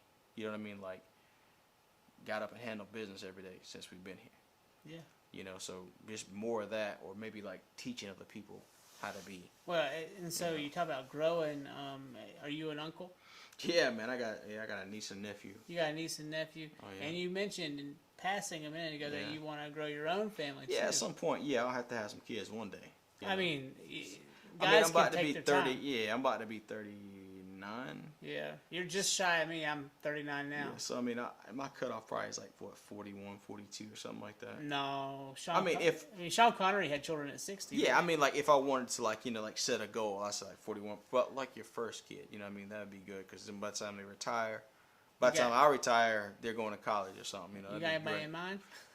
Hey man, we'll see, man. I got Yeah. a potential. All right, Yeah, that's I got cool. a potential, man. All right, any final thoughts on like what we've done today? Man, it's awesome, man. I'd love to be back. Oh, we'll have you back. Yeah, we'll get some. I mean, we can do some different locations if you want, man, and go check some stuff out. I'm looking to build more studios. Or, man, I mean, people would never know what we were talking about if we had lavalier mics and we were out just somewhere downtown just talking. Well, that's the thing. Like, so like we've got the blue screen there. Like we do some stuff where we can like move into different locations that using too. that. Yeah. But then go out to them. Right. And then have That'd be pretty awesome. like I still would like to try to get that idea off the ground where we just like walk across the street to the trailer park from the Man, it's getting worse though. It is worse, It's getting worse because especially in Asheville. like they built a house in my neighborhood that's like $700,000 now. And the houses that are typically in that neighborhood are approximately. Well, they used to be like 125, now they're 165, 325 or even more. man, like 490 now. Yeah, and you own a home, right? Over in there, yeah. Yeah, and So it's like, you're sitting. well, actually, on, I got two over there. I got that one in a rental, but so you're sitting on like potentially you Yeah. could just sell out. And, I could, right? But at the end of the day, it's like, where would I go? I know that's what we think. You're gonna go sideways if you stay here. You're not gonna Yeah, move on up. you're right. But think of that's what I'm saying. Like there isn't an opportunity that's better than the one that you have, Yeah, might as well cultivate it. unless you need to downsize. And that may be the case one day for everybody. You know, Mhm. I think maybe it might be smart for a lot of people to downsize. That's Some of right. the homes being built, they're building these homes just over there, and they're just like these. You could fit probably 10 small families in this house, and it's just one person's house. Wow, You know, it's that big. it's big. It's like a condo. Wow, Like it looks like a series of condos, but it's just one house. that's crazy, man. That's too I don't- huge. They're too big. Yeah, they are. Well, man, I enjoyed it, man. Yeah, We'll have to thank you. come back and yeah, man. You gonna let me see the cut for you post it? The only thing I'm worried about, and like I was gonna check with work. You already know, like like being in the government, man. Like there's a lot. I don't want to get you fired. Yeah, I don't either. But I'm just gonna see like what it is I can't say because I know that they want a lot of like, and we'll have to circle back on this idea. They're having trouble like recruitment. You know what I'm saying? So like, man, if we could do something, I'm gonna see like how hard it would be to get like some production because they have grants too. Really? Yeah, you need to look at Forest Service grants too, man. Okay. And I mean, it could be something as small, something as cool as doing like a short film Yeah. for Who are just they the trying Forest to Service. recruit? Just people. Well, I to mean, work? just like people to work. Yeah, like scientists. I mean, the private sector snatches up all of your good engineer. Well, not good. Just like you're young. Yeah. I'm sure some of them are good, but you Well, know there what are I'm job saying. fairs waiting on them and stuff. It's more competitive. They can pay more. Yeah. But my whole thing is, I guess these young folks do. They chase money. I don't chase money. You know what I mean? Well, when you're right out of college, that's all you're thinking about. Right, but Most then again, I'm in a sweet spot, and I don't have, what do you call it? Student loans, $100,000 worth of student loans to pay back. Yeah. So I'm not blaming them, but it will be cool for some of them to get into like some forest service positions. Would be cool, man. So I'll let you know, like, 'cause that'd be a good opportunity for you. But yeah, I enjoyed it, man. We'll do some other stuff, and one day, man, we need to get downtown and hang out for a little bit. Let's do it. You shake Man, hands? I appreciate it. Absolutely. Cool, man. Thank you. Man, love seeing you, buddy. You too.